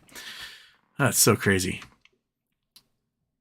If you guys don't know, Aaron Salentine works at a grocery store. Customer bought an apple, returned the apple, didn't want their money back. We're like, I just want the apple. And so he took a bite of the apple and got fired taking a bite out of the apple as theft. And they're having him charged with stealing from the grocery store. Even though somebody else bought the apple's been paid for. And they never want their money back. So an apple can't be returned to the stand. It's done. So it's just absolutely nuts. It's absolutely nuts. Koski 406 Houston, whatever happened to Doug Sifu's hedge fund Virtue in regards to their audit that they couldn't complete when BBY went DK on September 29th? I don't know anything about an audit. You may have to send me info on that because I never heard about an audit happening there. Or if I did, it just went in one ear and out the other.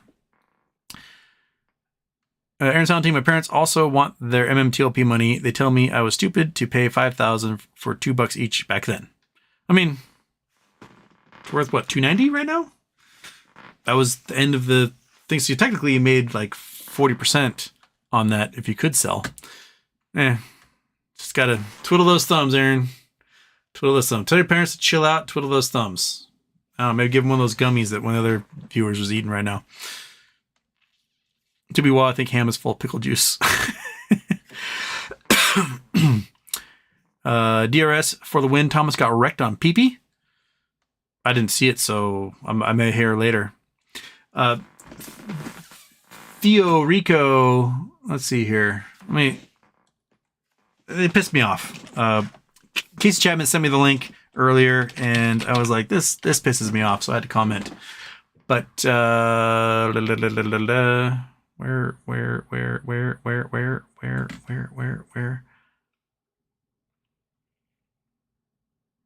Oh my god. Reddit changed their entire webpage user interface.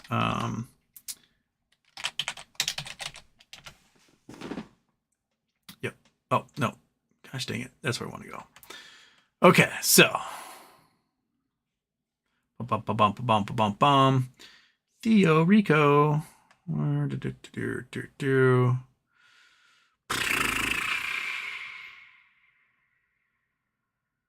Where are you? Where are you? Here we go. This is the one. Okay, so Theo Rico, I think they're a collective of people. I don't think it's one human being. I think it is several human beings doing this. And I am leaning towards the shill department on these guys. Here's a headline. Both liquidated trusts and Section 145's exemptions only apply to Class 3 DIP, Class 4 FILO, Class 5 junior secured claims, and Class 6 general secured claims. The trust will exist for years, and holders of beneficial interest will need to file annual tax returns, blah, blah, blah, blah. They go this whole thing. And they talk about how the liquidating trust is going to exist for years and years and years, and Class 9 will never get a penny out of it, so just give up. That's basically their entire point. And it goes on and on and on and on and on and on and on and on, talking all about how we're not getting any payments out of the liquidation and just give up and blah, blah, blah.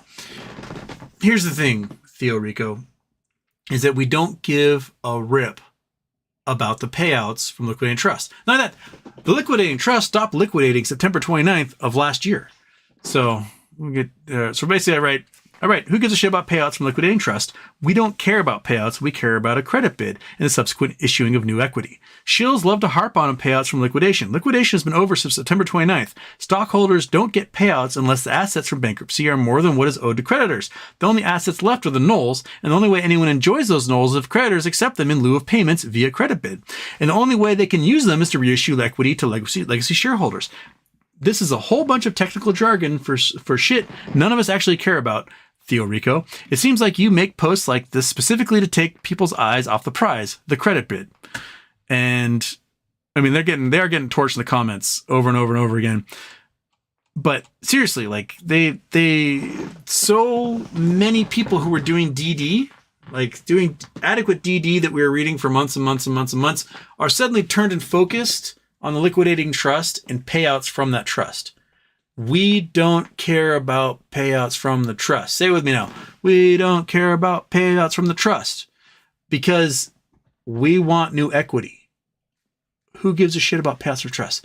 When Washington Mutual shareholders, their stock price went down to sub-penny, right? They got picked up in an acquisition to benefit from their NOLs, and the stock price shot up to $70 a share when those shareholders got new equity. That's what we care about. I want my $70 a share or more from new equity. Probably a lot more because now people are really wanting to put the screws to everyone. I want my new equity. I want my new equity. Yeah, there could be some sort of cash part of that from whoever is doing the credit bid. Cool. And whatever, reverse merger happens as a result of it being used as a SPAC that way. But more than anything, I want new equity. I want somebody to make a credit bid to utilize the NOLs and then give me my equity in the company back with new shares. And that price goes yeehaw when that happens. It happens with Hertz, it happens with Washington Mutual, it happens with others this has gone through, and I want that for me. So Theorico, shut up. Just shut up. You aren't helping anybody by harping on the wrong thing. Credit bid, credit bid, credit bid, credit bid, credit bid. That's all that matters. Liquidating trust, who gives a rip? Trying to sue to get information, who cares? All that matters is that somebody goes, there's billions and billions and billions of dollars in NOLs, and those NOLs are worth more than the $500 million I paid in Dip and Philo. Maybe I'll do a credit bid. That's all that matters. Done. And there you go. So chill out, man. Twiddle your thumbs. Credit bid. That's all that matters. And you and I don't have the power to do a credit bid because we don't have a Dip or Philo. Some people who can do a credit bid are those who paid for the Dip and Philo. And we know that they were engaged in the process of doing a credit bid because it's right there in all the legal fee statements. Talks with 6th Street about credit bid. We're expected to do a credit bid. Credit bid, credit bid, credit bid. Establishing value of NOLs, doing merger acquisition, blah, blah, blah, blah, blah. Some 650 hours with one law firm alone on all that. It's coming, dude. So just do what we do. Do this. Be zen. And eat your ramen noodles. And make your other plays. And if one of those pay off, then enjoy your Wagyu steak. It's pretty simple. Okay.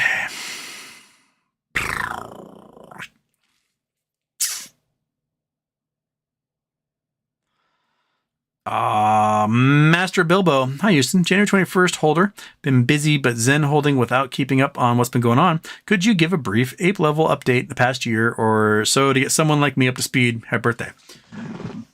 Okay. GameStop in 2022 did a splividend. They did a dividend where every share you had, you got 3 more shares distributed to you. Apparently, one of the executives supposedly filed things wrong with DTCC, and the DTCC treated it as a stock split, traditional stock split, and that executive got shit canned. But no work has been done with the DTCC or regulators since to establish this correctly one way or the other. In the meantime, GameStop has $1.2 billion of cash on hand, maybe $1.5 billion, depending on what these earnings say. And they've given Ryan Cohen, as CEO, discretion to invest this money into other companies, other stocks, other plays, crypto, who knows? They're allowed to take this money and invest it into other things, which would essentially make GME into a holdings company. Now, part of the caveat in that is that if Ryan Cohen invests GameStop's money into this, Ryan Cohen must invest his own money into these companies as well, so that he's got skin in the game. We have not heard as to what GameStop is investing in. They did mention the word merger and acquisition 98 times in their filings for Q2 last year. And no GameStop insider has bought stock in more than 6 months, which is very rare. Normally, they purchase pretty regularly because Ryan Cohen likes it when his executives invest their own money into the company they're working for. And we think that has to do with a blackout period disallowing them from purchasing due to a merger and acquisition that's happening. Most merger acquisition announcements happen after earnings, within a couple of days after earnings. So they do the earnings report, yay, stock, whatever. And then a few days later, they announce, hey, we acquired this company and we now control whatever. So my guess is they do the earnings. The earnings go woohoo because they've been kind of juking the stats all year to have a really, really good quarter four earnings. And then sometime in the days afterwards, they announce whatever it is their merger acquisition is that they're using that 1 point something billion for. And I have an eyelash in my eye. It's driving off the wall. Ugh, why do eyelashes have to fall out and then fall into your eye specifically? So, and that's where we sit, doing the thing.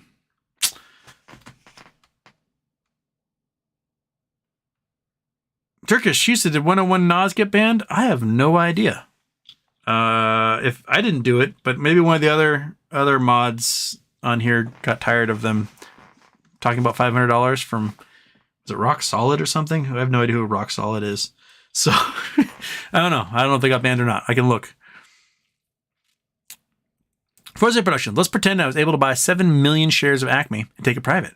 How would Acme then have money to continue the development as a company? Well, they can take out loans. You can float a bond. If you have enough money to pay for 7 million shares, you might have enough money to perhaps pay for the operation of the company for a year or two so that they can, sell the products they have, which they managed to never actually try to do, it seems. A lot of marketing, no sales. You need to have sales next to marketing. You could also, let's say there's 5.7 million shares in the float for the free float, right? And you go out there and you purchase 10 million shares, right? Because you're rich. So you spend $40-50 million. You buy 10 million shares of a company that only has like 7 million available and 5.7 million in the float. You buy 10 million of them. And then you file your 13F and you announce, hey, I own 140% of this company, right? I control this company and then some. And then you say, I'm going to take the company private at a price of $1 million a share. Cool. Now, because you own more shares than exist in the company, you don't actually have to send any money whatsoever to AST or whoever. Is AST is there? I can't remember who Acme's transfer agent is. You don't have to send any money over to them because now, for every share in excess of what is the total share offering out there, all those folks receive $1 million a share from those who created those short shares, from the brokers, from the hedge funds, from the market makers. And all those people will be filthy, filthy, filthy. You'll make 50,000 billionaires instantaneously with that. And now you control this company that all of a sudden has a floor price of $1 million a share. So if you do want to issue new equity, you can do that whenever you want and make a whole bunch of money by taking the company public again. And then you got plenty of operating capital for a long, long time because they know you mean business. And at any moment, you could wreck those short hedge funds all over again if they want to try shorting you. You've found their cheat code. So there's lots of ways to get around that. Gravis, how do you feel about the stock? Michael's pumping FSR Fisker. We talked about Fisker last show. I think they make the coolest looking car in existence. They've got a better engine in them now. They probably should just put a Chevy LS in there to go with their hybrid system. But it sounds like they might get purchased by Nissan, which, having a larger car company, a global car brand, purchase you, and then you have like better tech and engineering and things on your side, along with the beautiful, beautiful design, is great. Fisker announced they only have about a year of operating income left, and they're losing money on each car they build. So they got to fix how that happens. They got to make a higher quality vehicle. They have to make a cheaper vehicle, one that they're producing cheaper, not that the car itself is cheap, but they have to be able to streamline their construction process, their their manufacturing process to get the cars out the door cheaper than they're doing now. Same thing Rivian's having. Rivian's losing like $30,000 a car right now because they've not streamlined their process, and they aren't yet producing in volumes that will knock the cost of production down. Tesla lost a lot of money for a long time getting their manufacturing up to the point where they can make cars profitable. But they started out the same way Rivian did. They couldn't make a profit on any of their cars. That's why they went for the luxury market off the bat with their Roadster, because the idea was, hey, we figure out our manufacturing methods, then we can start making cheaper cars. The problem is they really haven't gone to the cheaper car range yet, like the original plans of the original founders. It seems that Elon wants to keep most of it fairly luxury, right, Monkey? Oh, you're scratching like crazy. Look at you. I'm getting a look from this dog. I think I need to do this.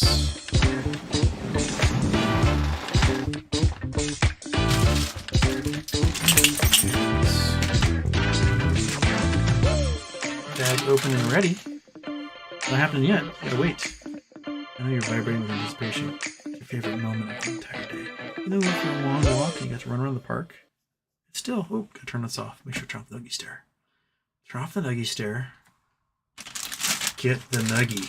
One stinky beef. Come on, you can do it. Come on. Come on. Don't be so gentle. Get it. Come on, get it. There you go. One stinky beef. Let's do a large monkey. Large monkey.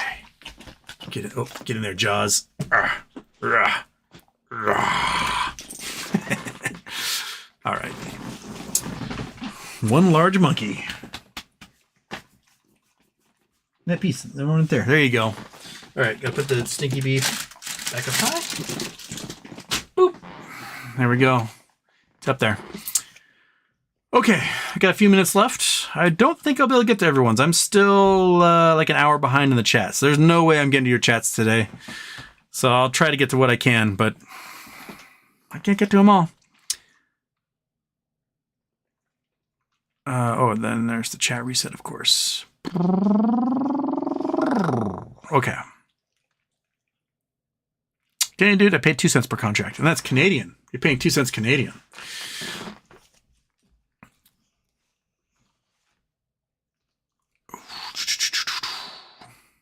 Aaron Salentine, I pre-ordered 1 share of Reddit.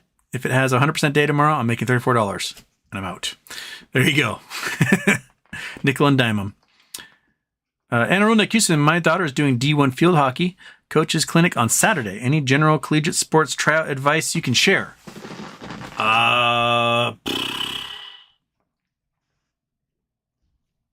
Be good. Like, I don't know. Like, you want to kick ass and make an impression, and you do that by kicking ass and making an impression. I don't know any other result in a trial other than showing you're doing your hardest and being better than everyone else. That'll do it. My favorite story is my friend Amanda Pellstring. She ended up going to Naval Academy and playing there. But when we were in high school, she made the state select squad, which is like the team for soccer for the entire state of Washington. When she was way younger than everybody. It was like the U18 team, and she was 14 years old. And she did it by cracking another girl's head open and then scoring on her. And the coaches were like, "Oh, that's the girl we want for our team." And she was a terrifying, very strong person. She ended up playing I think she ended up playing football, like a year of high school football, just for the hell of it, so she could. And Naval Academy was like, "Yes, please." So she played for them. And I don't know. Is she still in the Navy? I have to look her up. I don't know if she's still in the Navy. Her whole family was Navy captains and things. But that to me is like, yeah, you crack a girl's head open, but going for a header and just be like, "Gah!" And then you don't even stop to help her. You just score on her. That's going to get people's impression. I'm not saying, crack someone's head open at your field hockey tryout, but be a manimal. They want somebody who is an absolute competitive monster. And you're going to have to show that you aren't going to get beat.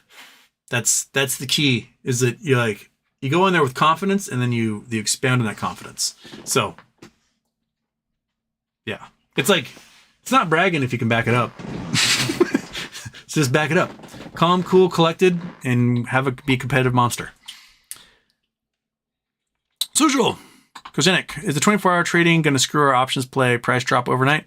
Of course. I mean, the shorts will definitely try to drop things overnight, and that's why, prepare for any inevitability. Aaron Salentine, Houston. Look at ticker PTPI. I bought 300 shares for $400. March 26th, they have FDA meeting to see if they get approval for the next drug. Last time this stock had a different drug approval, the stock went from $1 to $8.54. PTPI. PTPI. It's at $1.41 right now. Let's look at the 5-year, the max. 33. Drop down, boom, 33, drop down. That must have been here. 99 cents, that's $4.59. So, all right. It's been $1.30, pretty steady. What was that lowest? $1.10 back in January? All right. Keep my eye on it. Is there an options chain? Petro Pharmaceuticals options chain. Nope. Too small float, not an options chain on it. Noted. All right. So I can't play that, hoping for their FDA approval. March 26th, they have FDA meeting. That's Monday. It's 26th. Noted. But all my money right now is going to be in my degenerate options play. So I'll miss it.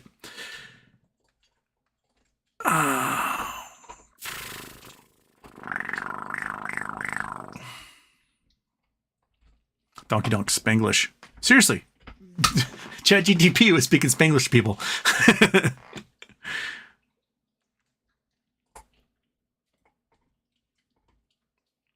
Mark Maddox, Ham Short Killer, suggested the CEO of No Labs contact attorney Mark Basile to go after Lyn Partners as unrested toxic lenders.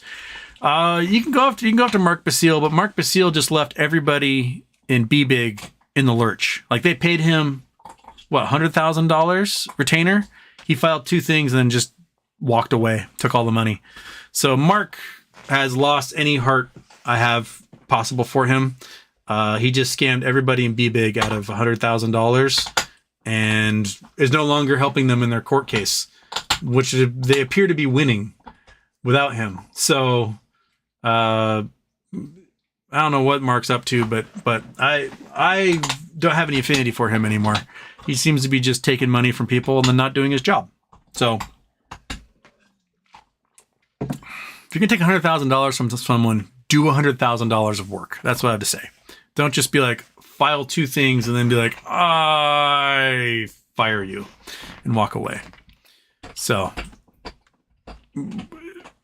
No Labs can afford to hire real securities lawyers.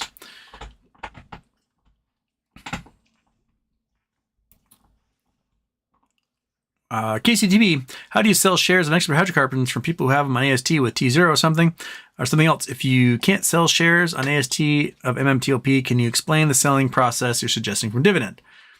The dividend would be the subsidiary, the Newco subsidiary that they're creating. Those would be the shares you would sell. They'd probably be on something like T0. So that's how it happened.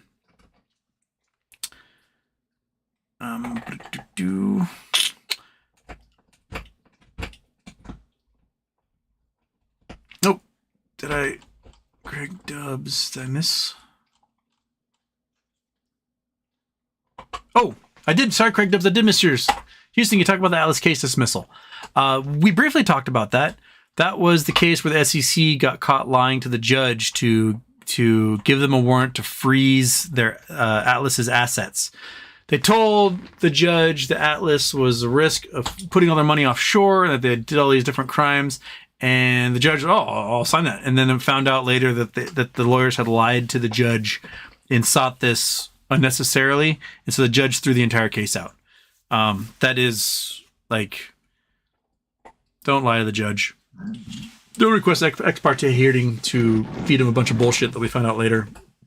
The lawyers in the SEC on that case dropped the ball, and they should all get fired and bring in better attorneys, better counsel to do that in the future. So yeah, but thank you. Sorry, I missed that. The blue super chats are the ones that don't pop up at the top. And I think it has to do, like, if they're under $5, they don't appear at the top. They just get highlighted in the chat, and then somehow I don't know how I skip past that. They all look the same to me, and I apologize. DWAC, theoretically, if No Labs gets FDA approval tomorrow, No Labs goes up 1,000%, would Lyn Partners make money too? They would, because it would trigger the convertible bonds. It would hit a trigger. I can't remember what the trigger price was for convertible bonds on their deal. But yeah, all their bonds would become stock, and yeah, they'd make money on it. I prefer if they just paid off the bonds rather than having Lyn to have access to dump shares in the market and stuff.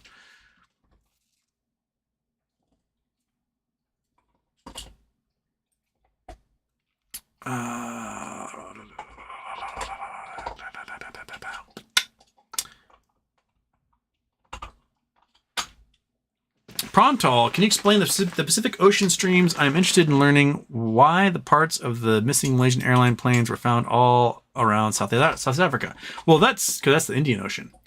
I don't know too much about the Indian Ocean streams. We can look at the ocean and theorize, right? Google Earth. Boink. Okay. So here's the Pacific Ocean. Oh, Pacific Ocean currents are pretty straightforward. There's a big one that goes across where the equator is, heading east, heading west to East Asia, and then it splits. One goes up Japan and cools off, and heads up Alaska, and then down. The other goes down, sort of South Pacific, starts to cool along Antarctica, and then up the Humboldt Current goes up the coast of South America, and then it heads back out again and warms. That's the general cycle of the Pacific Current. Indian Ocean is a different shape because it's so much more focused on Southern Hemisphere than it is on Northern Hemisphere. There is direct sunlight warming as a result of the equator passing through the middle of it. But you get weird winds that come off of Siberia. So in the wintertime, you have this high pressure that forms because of all this descending cold air, and then these winds blow everything off of the Indian subcontinent out to sea. So you'll get cycle currents where a lot of the air blows this water away, and this water upwelling happens from the deeper, colder water. And then in the summertime, all the direct sunlight on the northern hemisphere causes air to rise, which causes all sorts of winds to come off the oceans. This is monsoon season for this region, and they get rain, and then the currents go the other direction. Now, my guess is the cycle, I'm not sure which direction the cycle goes, but I think the cycle goes pretty much up the Australian coast, over to Africa, down, and back up. And so that's pretty much the cycle. So that's why you have a crash over here. Stuff is going to end up in like Kenya and Tanzania and Madagascar, because that's the direction the cycle is going. So there you go. That's the best I can explain. Winds blowing everything this way for a good chunk of the year. Everything's just kind of going to go in that cycle. Does that work? I'll look it up more, but that's how I would think it happens. Can we see any good? We got, looks like a little canyoning happening perhaps in this channel, the Mozambique channel, from the cycles, but nothing like the canyons you see here from the Gulf Stream. Like, that sucker is just tearing through at gajillions of miles an hour, and its cycle is kind of the opposite direction, because it's the northern hemisphere, and it works this way in the southern hemisphere. But yeah, sorry, this way in the southern hemisphere, the opposite direction. Mark. All right, I'm gonna do one more, and then I'm going to run away.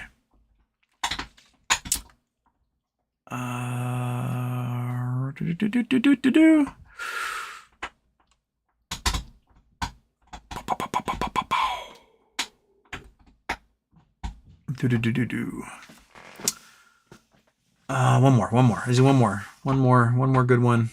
One more good one. The Pacific Ocean cycle.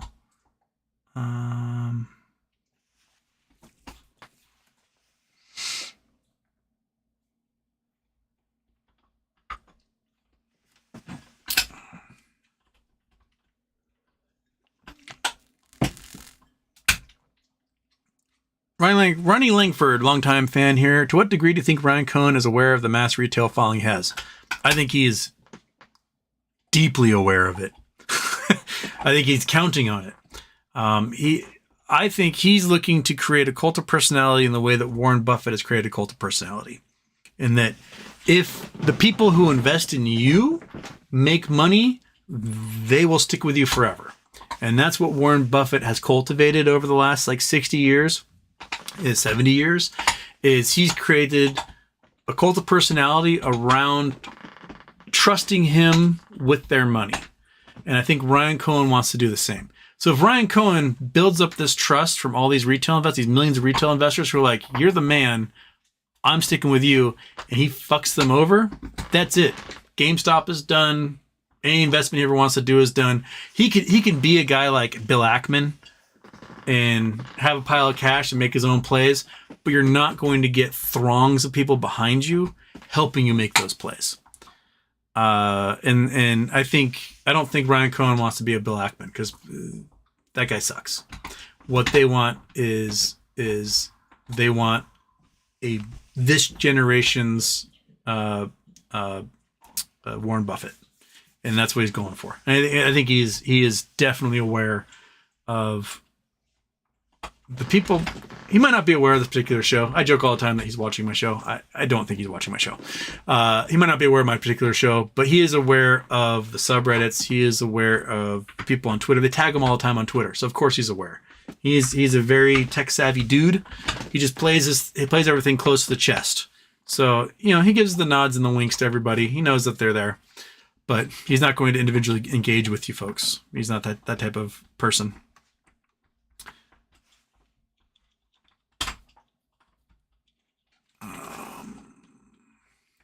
All right. Okay. There we go. Yeah. All right. That's it for the day. Monkey, we need to fix ourselves a late dinner because I'm hungry. Are you hungry? I'm hungry. Is that it? See you guys Friday. I think it'll be a daytime show on Friday, unless something weird happens. And I'll report, how the options buying went, and we'll see how it goes. Right? Right. It's after dark now, so we can do this. Oh, that's daytime. Oops. This. There we go. Jump.